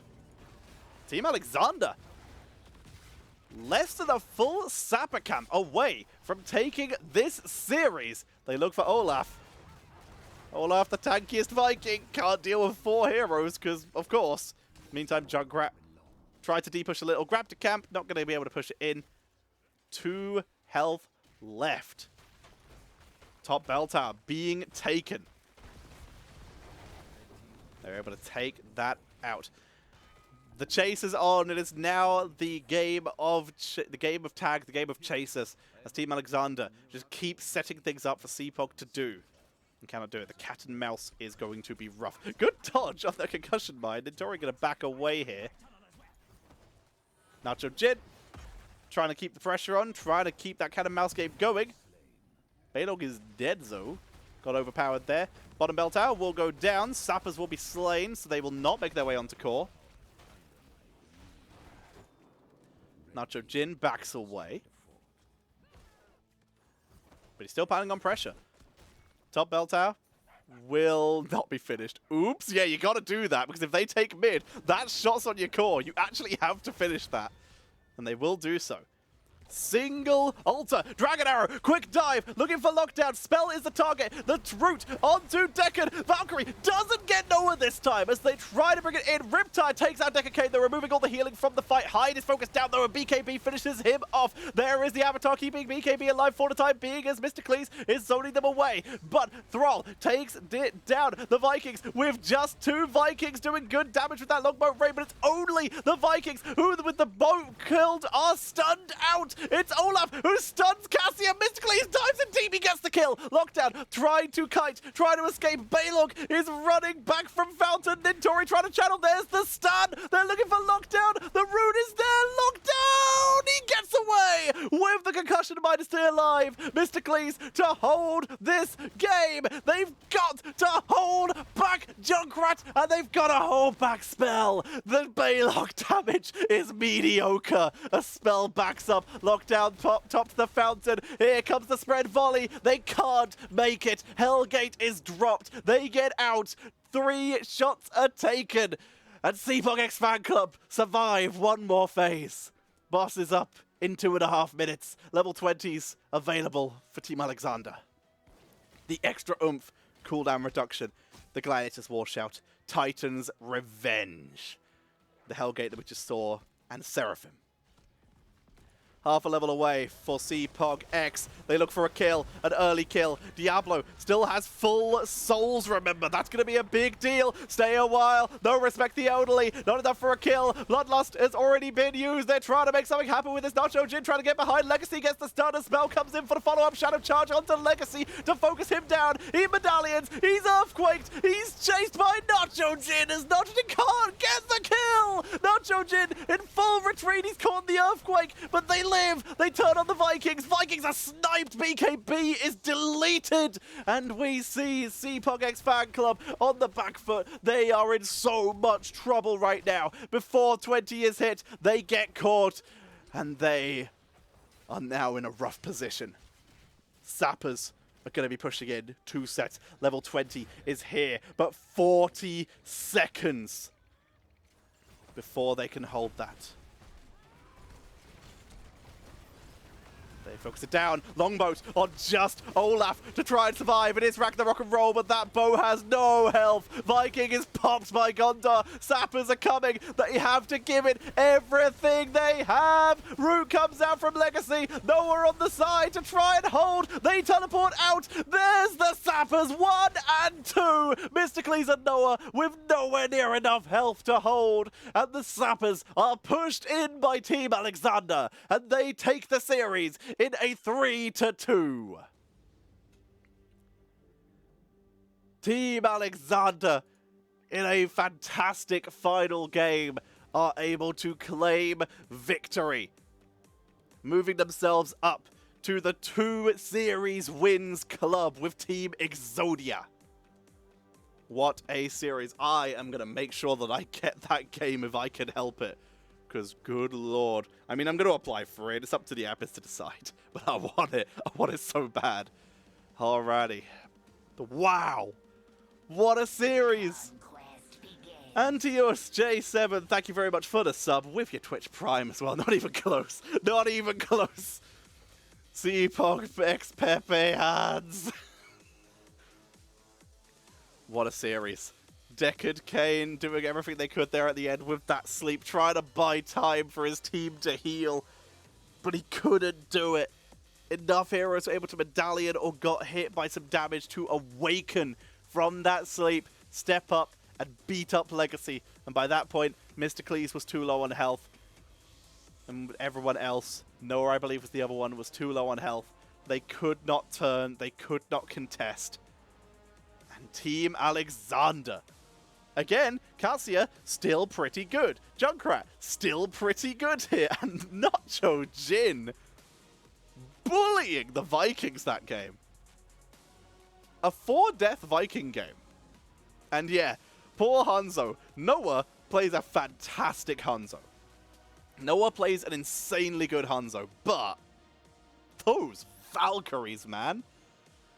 Those Valkyries are going to be giving him some kind of PTSD, probably. PVSD? Post-Valhalla stress disorder? Wow. That was rough. He got saved by the terrain once, but yeah. Gondar, insanely well played there, but I think the MVP has to be Gondar or Nacho Jin. Both of them put on quite a good performance in that last series. So for that series, I think I'm going to lean towards Nacho Jin, because he really kept his team in the game against the Vikings, and he would claim like 3 bell towers by himself, and was also able to isolate a couple kills that they were able to get. Overall series MVP? That's a tougher question. Overall series MVP, I think I have to go... Oh, that's hard. I really don't know. Everyone played so well. I think Mysticles. Not just because of the spam in chat, but I really think Mysticles put on such an insane performance this series. He was one of the reasons this team stayed in the game multiple times on multiple heroes, just putting on brutal fights and insane delay plays. Yeah, I think I'm going to give the overall series MVP to Mysticles. If not, then I'm going for Gondar, because Gondar just eats people. It's pretty good. All right. Feels amazing. So, ladies and gentlemen, that's the end of our series for today. Because of this series, Team Alexander are now at 2 series victories. And we can have a look at the table quickly here to show you a white screen. Wait for it. There we go. Needed to refresh. As you can see here, Team Exodia were at 2 series, 6 games won, 3 games lost. CPogX Fanclub will now be at 1 game won, with 5 games won and 4 games lost, which will put them just ahead of the other Koreans, which will put them into tied position, which will put them into ahead of Regen, actually. So that will put them in 3rd place. Team Alexander, though, because of this win, they will now be at 6 games won and 4 games lost, putting them just behind Team Exodia in terms of map differential. So Team Exodia currently sitting at the number 1 position on the table, with Team Alexander hot on their heels. Eventually, Team Alexander won't have to play a 5-game series. But, ladies and gentlemen, that is it for me tonight. But first, allow me to sell out a bit more for you. If you enjoyed the insane performances by these teams, you saw Vikings, you saw Illidan's, you saw Tracers, you saw Gondar and Cassia eating people. It was great. It was the best.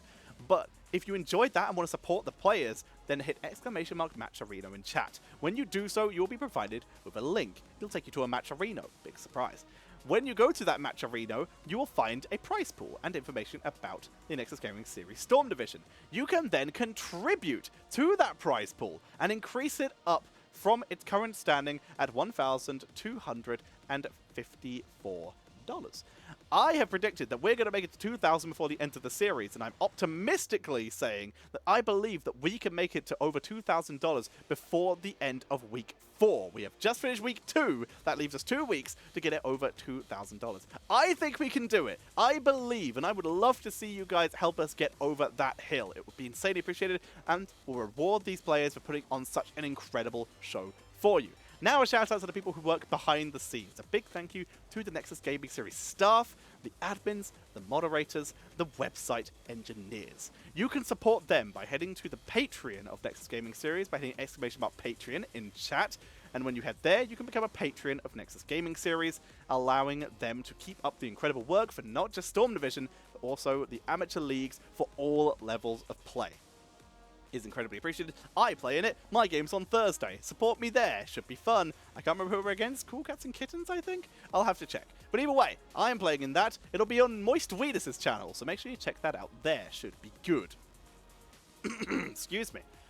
And of course, if you want to support me, Tetcher, your caster, your very hoarse-voiced boy, then you can check me out on my own channel, which is Tetcher, of course, where I will be playing Dungeons & Dragons tomorrow with the wonderful group of Jigsy Cat, NGS caster, Crowan, ex-professional player, Faye, ex-professional player, and, well, current professional player in other games in the former in Crowan and Faye's case, and Kendrick Swish, my old casting buddy from HGC China. Feels good. I just realized I'm wearing a Team Nut jersey. That works really well. Feels good from the old days. Feels amazing. So you can check me out there, but also, finally, before I end the stream, if you sub or donate while Storm Division is happening, so before I turn this stream off, then Oh, looks like the raid's happening. Never mind. So it might be missed. But if you sub or donate very quickly while I'm streaming Storm Division or while anyone else is streaming Storm Division, then the caster gets the money. You can support the caster, and also remember it's September. So if you get gifted a sub, you can continue that sub for another month for even cheaper. Thank you all very much for watching. Raids going through. Have fun with Tiger JK, and I will see you all next time. I'll be live on Friday 25th